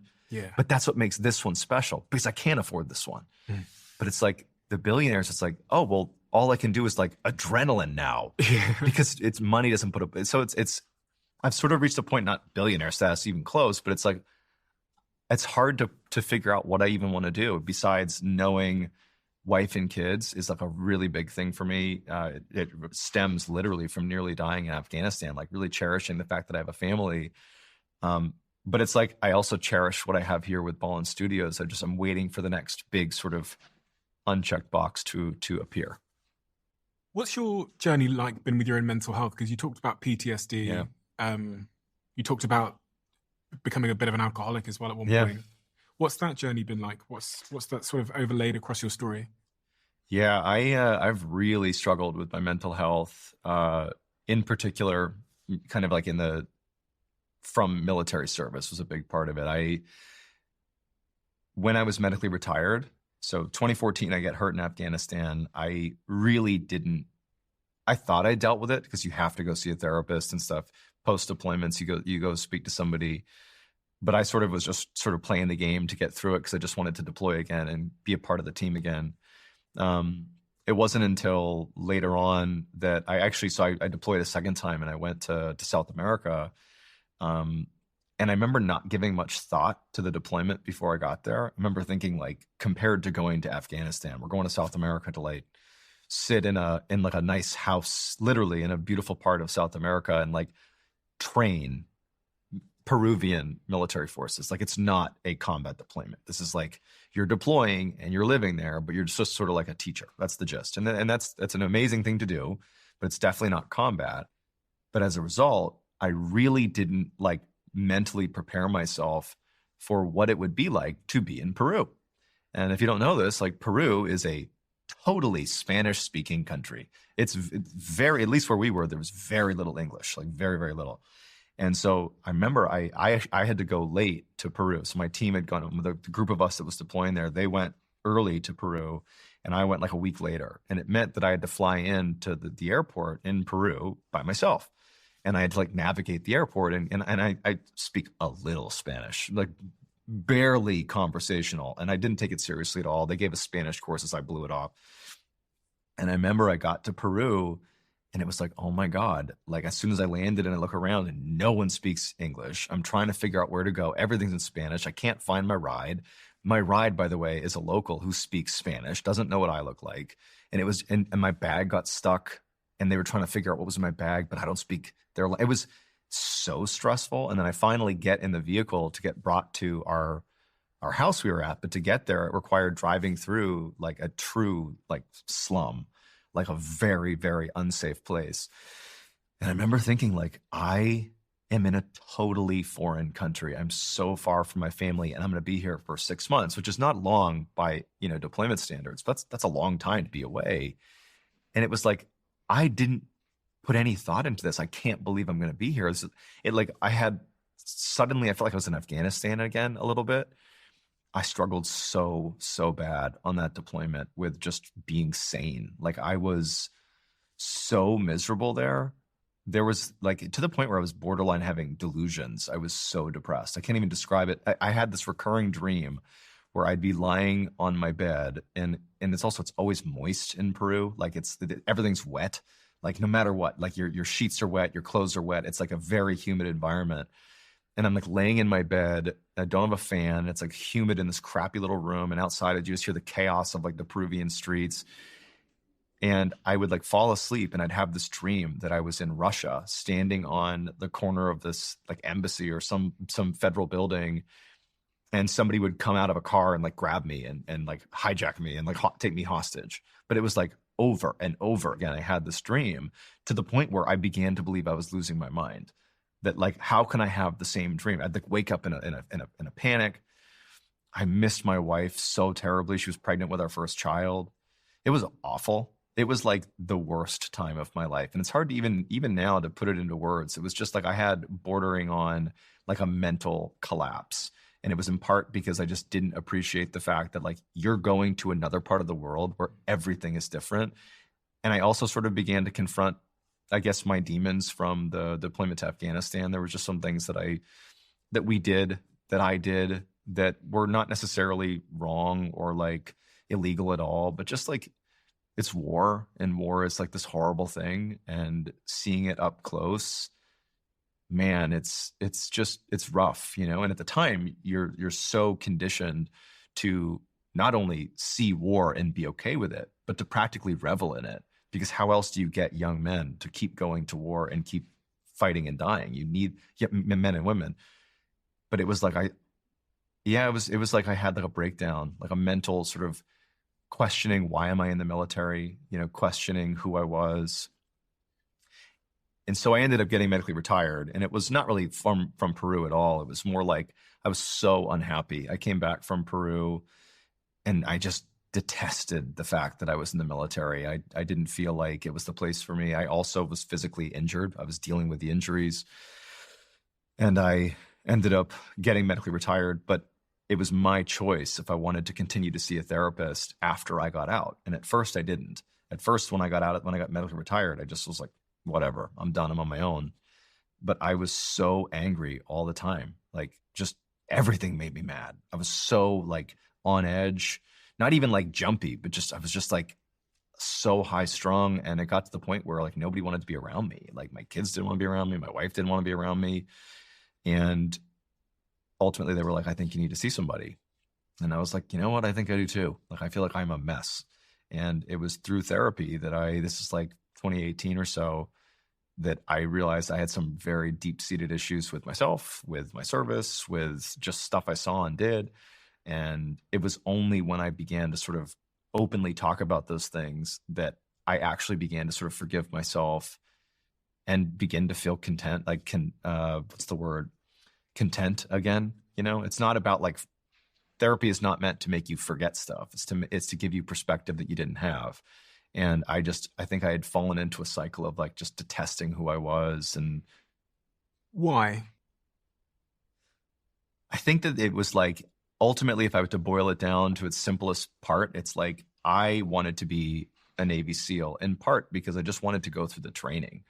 I wanted to serve in the military, but I didn't really think that hard about that. It was mostly like, I want to serve because it's an honorable thing and I know people that have done it, and that's something that means something to me. But it was really the draw to be a SEAL that was the challenge that I saw. That's the thing. It's going to take years to do it. It's like this really hard thing. It was like the idea of even contemplating what life would be like as a SEAL felt like even cart before the horse. It's like, who do you think you are thinking about what it's going to be like to be a SEAL? Like, if you ever get there, you'll figure it out. And this is actually I think it's a relatively common phenomenon that the people that become SEALs, it's almost surprising. Like, you become a SEAL and you're like, wait a minute, like, now I'm going to be a Navy SEAL, which sounds goofy, but it's years to get to that point. And all the way up until the end, to a degree, you can not make it. You can like fail out. And so you finally become a SEAL and you realize like the reality of the job. And I say this not because I have deep exposure to this, but because it's just true, which is, in this job, people die and you kill people. Like, that's kind of the gist of the job. There's way more to it than that, but it's like that's the job, guys. Like, why do you think they make video games and movies about it? And I think that there's a mental conditioning to being able to do that job that comes from training. And frankly, it's a remarkable thing that they're able to create this system that creates really capable warfighters, because that's how you protect your country. That's how you go out and do what you got to do. But when you come out of that, when you sort of, what's the word? It's almost like it's like you enter this matrix of thinking when you go through training, and you become like willing and able to fight wars, basically. But when you begin to fracture and you begin to sort of realize that you want to do something else with your life, you have to like kind of come to terms with what you have been doing and the way you've been thinking about it. You begin to view who you were as a SEAL as a person you don't, for me only, I was not proud of the person I had become. I had sort of really leaned into being as aggressive and as like, like alpha as I possibly could be, not with my teammates, but just in doing the job, that I had sort of drifted down a path that I wasn't very proud of. And I think that realizing that this wasn't a fit for me, like being in the SEALs, even though I got medically retired, I think I realized it wasn't a fit for me, and I would have gotten out whether or not I was medically retired. It was really difficult to cope with that loss of identity. You still have those demons? Yeah, but I go to therapy for them. And shout out to Vinny Shorman, who actually he's based in the UK.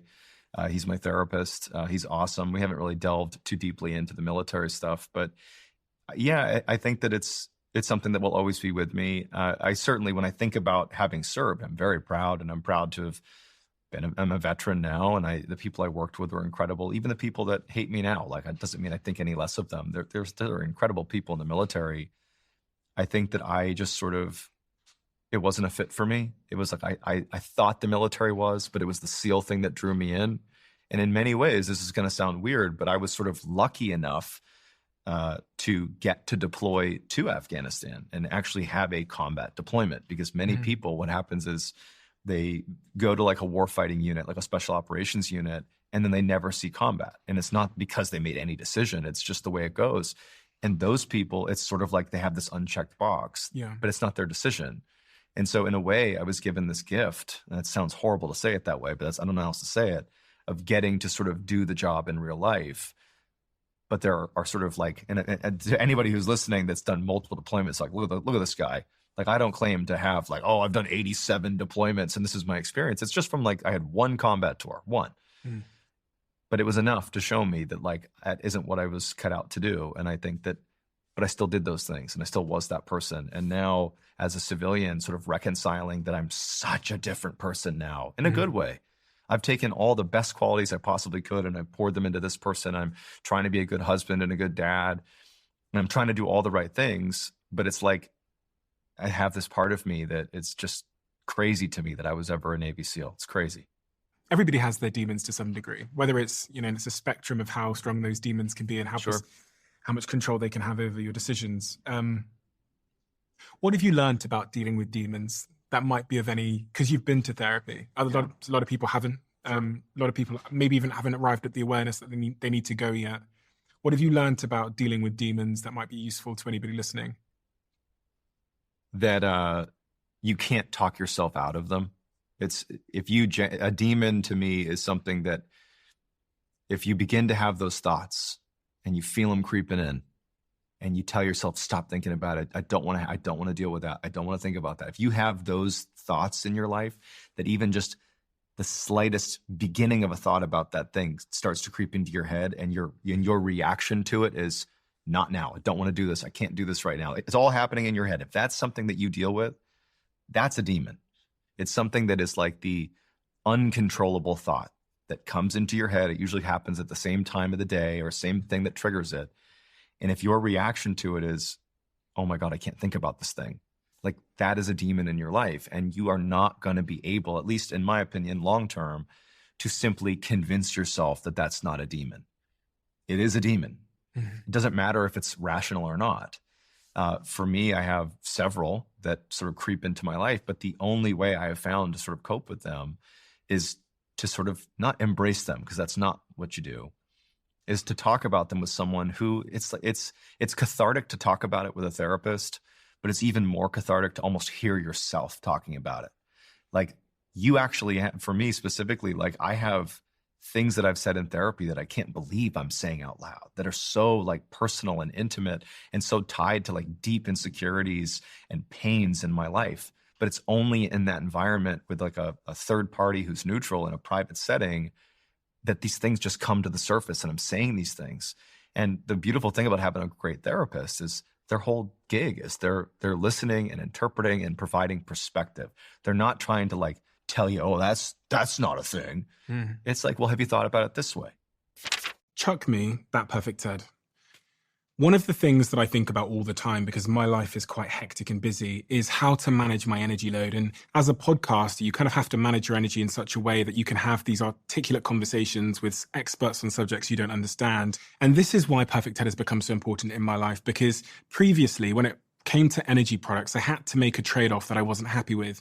Typically, if I wanted the energy, I had to deal with high sugar. I had to deal with jitters and crashes that come along with a lot of the mainstream energy products. And I also just had to tolerate the fact that if I want energy, I have to put up with a lot of artificial ingredients, which my body didn't like.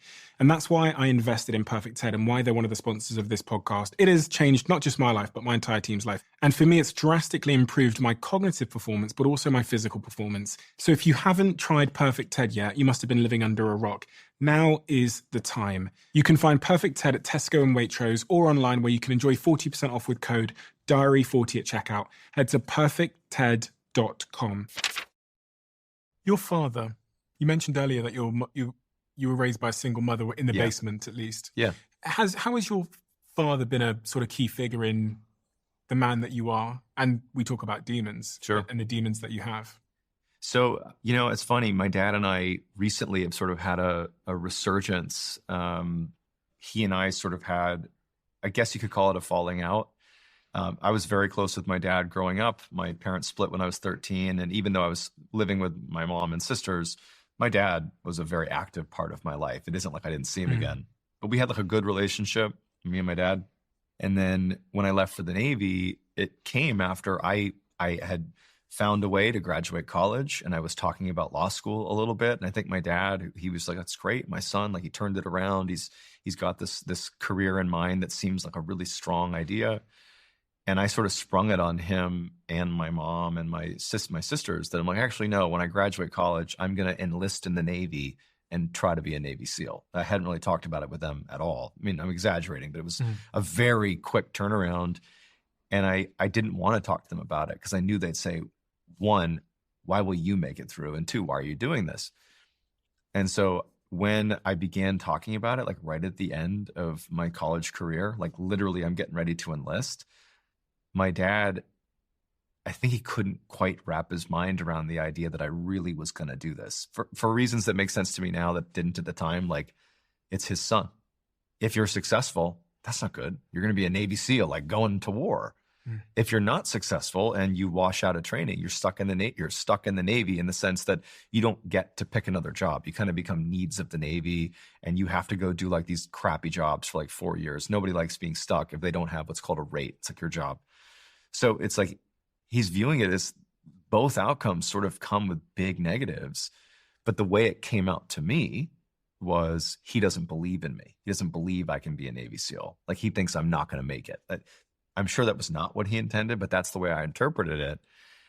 And it marked like a departure in our relationship in 2010. I left for boot camp. And while he and I absolutely maintained some level of contact from 2010 until quite literally like a few months ago, I barely spoke to my dad by choice. I had a lot of ill will towards him. I always just sort of felt like he doesn't believe in me. He got remarried, and he got remarried as a family. It just, I had a lot of resentment towards him that some was founded, much of it was not. And it sort of became something that it never was, which is I had it in my head that my dad doesn't believe in me. That really was the thought. And it actually helped propel me to, at times there were days in SEAL training where I would literally think to myself, if I don't make it, I can't even fathom what it would be like to face my dad, who in my head at the time, I'm like, he'd be like, told you so. Like the idea of that like made my skin crawl, you know? So in many ways, my relationship with my dad, it had become sort of negative for many years, but it sort of maintained a pretty healthy chip on my shoulder that pushed me to sort of prove him wrong in a sense.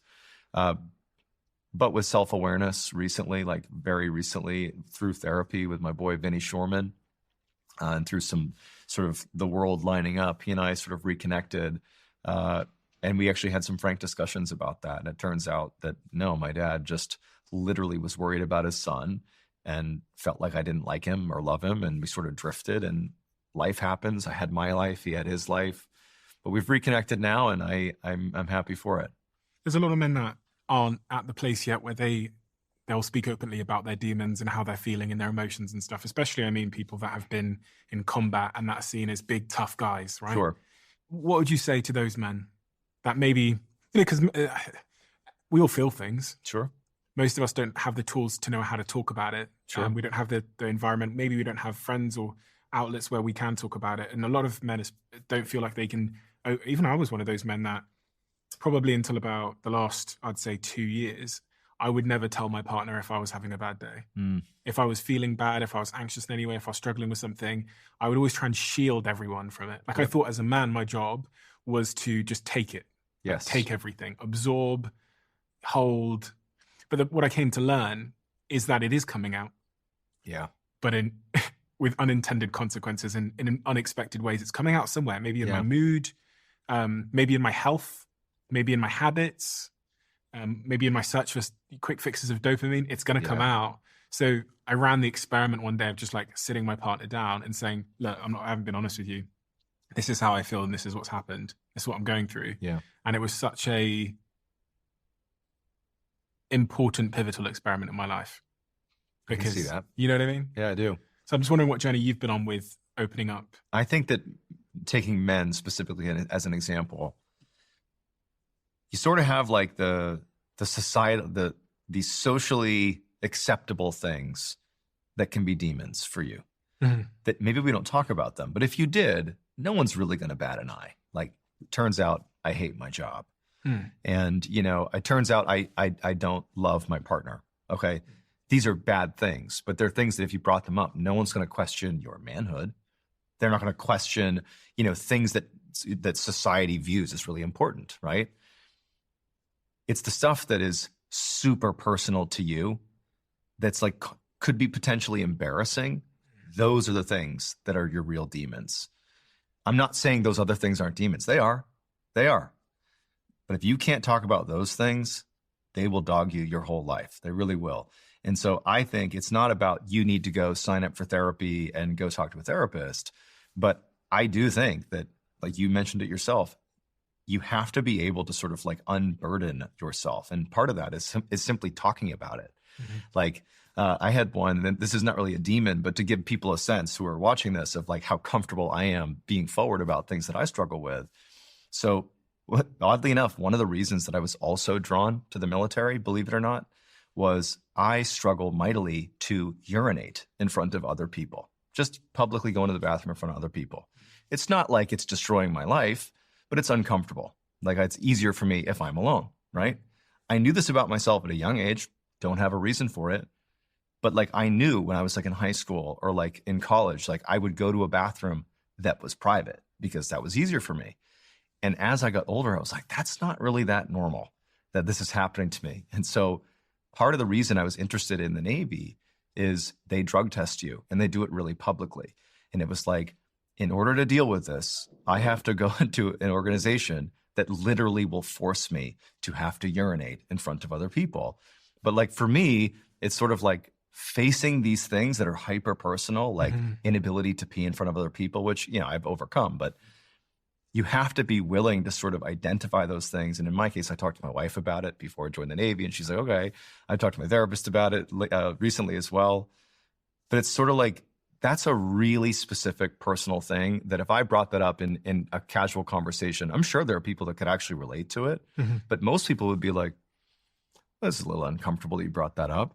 But like, everybody's got stuff that falls into that category. Maybe not specifically, but everybody's got weird insecurities, and they've got things that drive their decisions that would be, to them, deeply embarrassing to bring up. That is the reason you have to bring them up, because they will dog you, and they will always be there until you deal with them. And for me, it's been helpful and cathartic to state them out loud and then do something about them. The other thing I've noticed is that when I don't state them, especially in the context of a relationship, is you live misunderstood. Yeah, that's true. So like, I like to play out the scenario that you struggle to urinate in front of other people. Your wife might always start to wonder why you don't want to go to certain places, or when you're in those places, you're acting strange. She'll misunderstand that as maybe he's X, Y, and Z. Sure. And then you're dealing with a problem. You're dealing with totally another set of problems. He's like, he's cheating on me. No.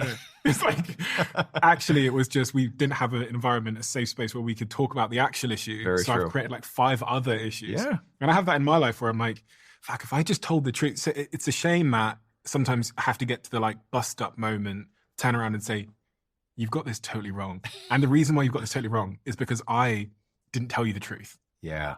And it's led you off down a path which is really unfortunate. It's caused us more hurt than me just being honest with you. Yeah. But look, I'm not saying it's going to be easy. I think like many of the things you've described in your story, first you have to just take one step in that direction. I'm not saying like pull your partner in and like offload to a therapist today. It's just, you have to run the experiment to build the evidence and have it compound and go, actually, this is a better life than secrecy. I agree. Keeping everything to yourself.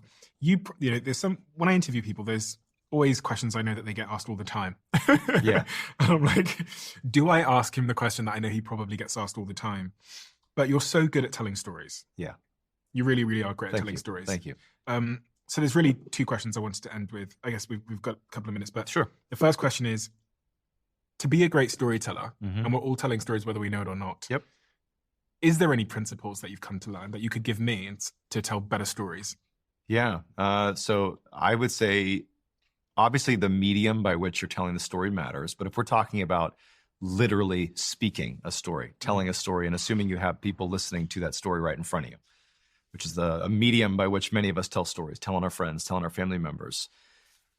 To tell a really good story, it has less to do with the content of the story and more to do with the delivery of that story.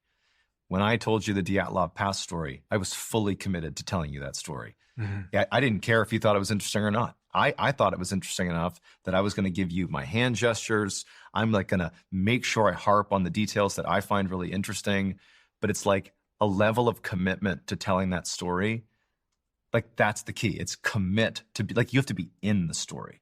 And like, for example, when I did the live tour, like that's the purest form of, you're either going to be awkward up there and like get through it, or you're going to fucking own the story, be in the stories, and tell it to those people right there. And they're going to hear what I want to tell them. So it's like the delivery, it's not just practice and get your words right. Hardly. I don't even use a script when I tell stories. I look at the story, I learn the story, I internalize the story, and then I inhabit the story. And when I tell you the story, it should almost feel like I was there. Like, that is the level of commitment you need. And I would say also, like, with regards to general storytelling, it really is true that it has less to do with like finessing the language so it's perfect or getting your script exactly right. It's like, I would say when it comes to most stories, you need to make sure there's some sort of payoff at the end of the story, which is sort of like storytelling 101. But if you look at the way newspapers structure stories, for those who maybe don't read the newspaper, or generally here's how it goes. This thing happened, and now I'm going to tell you the details of what that thing is and how it happened, right? That's not good storytelling. That's great for getting information across. But all too often, if you look on like YouTube, or if you look at other people who tell like, mysteries, for example, sometimes in their header, it'll be like, crazy, like golden, skeleton found in cave in Russia. And like, actually, that's pretty compelling. Maybe I'd read that. But it's like, Suzanne murdered, in London. Like, and then you click on it to like find out what happened. But it's like, you don't want your audience to already, in certain cases, you don't necessarily want your audience to know where the story is going. They might have a very strong inclination that Suzanne's going to get killed at the end of the story, or there's going to be a gold skeleton found in Russia. But being a storyteller, your job is to keep people invested and to build tension and to get them like ready for the payoff at the end. Any story can have a twist at the end. It depends on how you tell it. Like, it isn't like some stories have payoffs and some don't. Absolutely not. You can use point of view. You can inhabit aspects of the story that give different lenses into the story, but own the story when you tell it and ensure that there's some type of payoff at the end, whatever it is. Like when I told you the Dyatlov Pass story, like ultimately the goal is to get you to see that, wow, all these conflicting things, there's pictures of this and that, but the Russian government said an unknown, unnatural force is responsible, and then close the case. The whole point of that is to say all these crazy things that are objective, they objectively happened, that we have data, we have pictures, we have all these things. I've demonstrated that to you. And clearly something's wrong, and they sealed the case and no one could look into it. The whole point is to make you think, what is going on over there? But if I had said, guess what? There's this case that's sealed and no one will look into it. Here's what happened. It's the same story, but I've opened with the reveal. You got to do it the other way. So pay off at the end and own the storytelling aspect of it. I'll go and tell people to check it out on your channel, but is there a particular story on your channel that is, this was the cliche question, that is your favorite? Oh, man. It's like asking your favorite kids, right? I would say the story that I'm the most proud of in terms of just how difficult it was to piece it together is the Headless Valley. And it's actually in our graphic novel as well. It isn't that it's literally the best story, but it's a story that is a composite of a whole bunch of anecdotes over about 100 years. There's this, I know we don't have enough time, but there's this place in Canada called the Northwest Territories. And so it's a part of Canada that's already very remote, and it's just wilderness and forests. And there's this section called the Northwest Territories, which is even more remote. It's as big as Germany, but Germany has like 50 million residents, and this has like 50,000 people there. So it's like no one lives there. And within the Northwest Territories, there's this valley, this like river that cuts through this beautiful valley called the Nahanni Valley, which has been now dubbed the Headless Valley, because over the course of like 100 years, all these people who've gone into this valley have turned up headless. They've been, but like in the most bizarre ways. And also you can't really get into this valley. It's very difficult to do. You can't fly there. You can't hike there.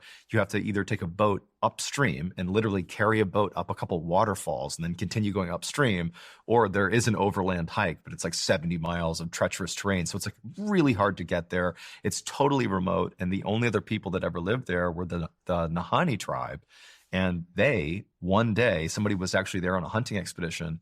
They noticed that the Nahanni tribe, which made up like hundreds of people, they were camped out along this river. They disappeared overnight, and literally nobody knows what happened to them. They left behind all their equipment, all their housing. It was left. They just vanished. No one knows what happened to them. And there's rumors of like white creatures wandering the woods. But I took like 7 or 8 anecdotes chronologically and pieced them all together and created what, in my opinion, is the most comprehensive narrative of what could be happening in the Headless Valley. And I'm very proud of the way it was written and put together. And it's the first story in the graphic novel as well. We have a closing tradition on this podcast where the last guest leaves a question for the next, not knowing who they're leaving it for. And the question left for you is, what do you see as the most desirable future for the new media podcast world? I would say that what I love about the podcast space that I hope continues is that it is not corporate, in the sense that it's totally like anybody can start a podcast. We're seeing so many podcasts, but it's like podcasts rise based on the merit of those shows versus like there's not a lot of corporate pushing behind podcasts. It's sort of like the corporations show up and take the podcast or try to license podcasts that have already sort of made their place, but they don't have a lot of influence over who or what they do. So it's like it's this great meritocracy of content where the podcasts are growing and succeeding based largely on merit and skill. Mm-hmm. And they're covering all these topics that are like so far reaching. So it's like, it just feels sort of authentic. I know there are plenty of corporate podcasts out there too, and there's nothing wrong with that. But I hope that podcasting continues to be this sort of like, how in the world are like the Joe Rogan podcast and like, whatever other random podcast you want to name, like these like titans of industry, but it's like, it's so random, but it's like this beautiful product of just like human, like authenticity and willingness to talk about stuff. I love it. I think that it's a very authentic place that has not been corporatized yet. Amen. John, thank you so much for everything that you do. Thank you. It's really, really incredible. It's really incredible. You run a phenomenal media company, which I don't think people truly understand. Nick Witters does. You and Nick run a phenomenal media company, which I think, I don't know if people understand the scale and size of that media company, but it's truly impressive. And you have this awesome graphic novel. Yes, in the graphic novel, it's a New York Times bestseller. It's an anthology of 9 stories. It's beautiful, and we intend to continue making more of them. So definitely check out the graphic novel. It makes a great holiday gift. It is absolutely gorgeous. The illustrations and I think you call them illustrations. The illustrations are phenomenal. Yeah, we're very proud of it. Thank you so much for all that you do. I'm someone that is absolutely enthralled by all these stories. I love mysteries, I love unsolved mysteries, and I love true crime. So, and as we were saying before we got recording, me and my partner, when she lets me listen to these things in bed and it helps me sleep. And your channel is by far and away the best at this. Thank you. Because you're such a gifted storyteller. Thank you. And as you've been speaking to me today, I've been thinking, I've been trying to piece together what makes you so brilliant as a storyteller. Thank you. I guess it's a long journey, a family influence, and generally, probably, the experience that you've had. So thank you for what you do. Thank you for your time today as well. And it's been an honor to learn about your story of reinvention, but also to hear some of these stories, which, by the way, I need to go and figure out this what's it called? Dyatlov Pass? The Dyatlov Pass. The Dyatlov Pass. Pretty well. Thank you. And it's an honor to be on your show. Really. Thank you so much for having me. I appreciate you. I'm going to let you into a little bit of a secret. You're probably going to think me and my team are a little bit weird, but I can still remember to this day when Jemima from my team posted on Slack that she changed the scent in this studio. And right after she posted it, the entire office clapped in our Slack channel. And this might sound crazy, but at the Diary of a CEO, this is the type of 1% improvement we make on our show. And that is why the show is the way it is. By understanding the power of compounding 1%, you can absolutely change your outcomes in your life. It isn't about drastic transformations or quick wins. It's about the small, consistent actions that have a lasting change in your outcomes. So 2 years ago, we started the process of creating this beautiful diary, and it's truly beautiful. Inside, there's lots of pictures, lots of inspiration and motivation as well, some interactive elements. And the purpose of this diary is to help you identify, stay focused on, develop consistency with the 1% that will ultimately change your life. We're only going to do a limited run of these diaries. So if you want one for yourself or for a friend or for a colleague or for your team, then head to thediary.com right now. I'll link it below.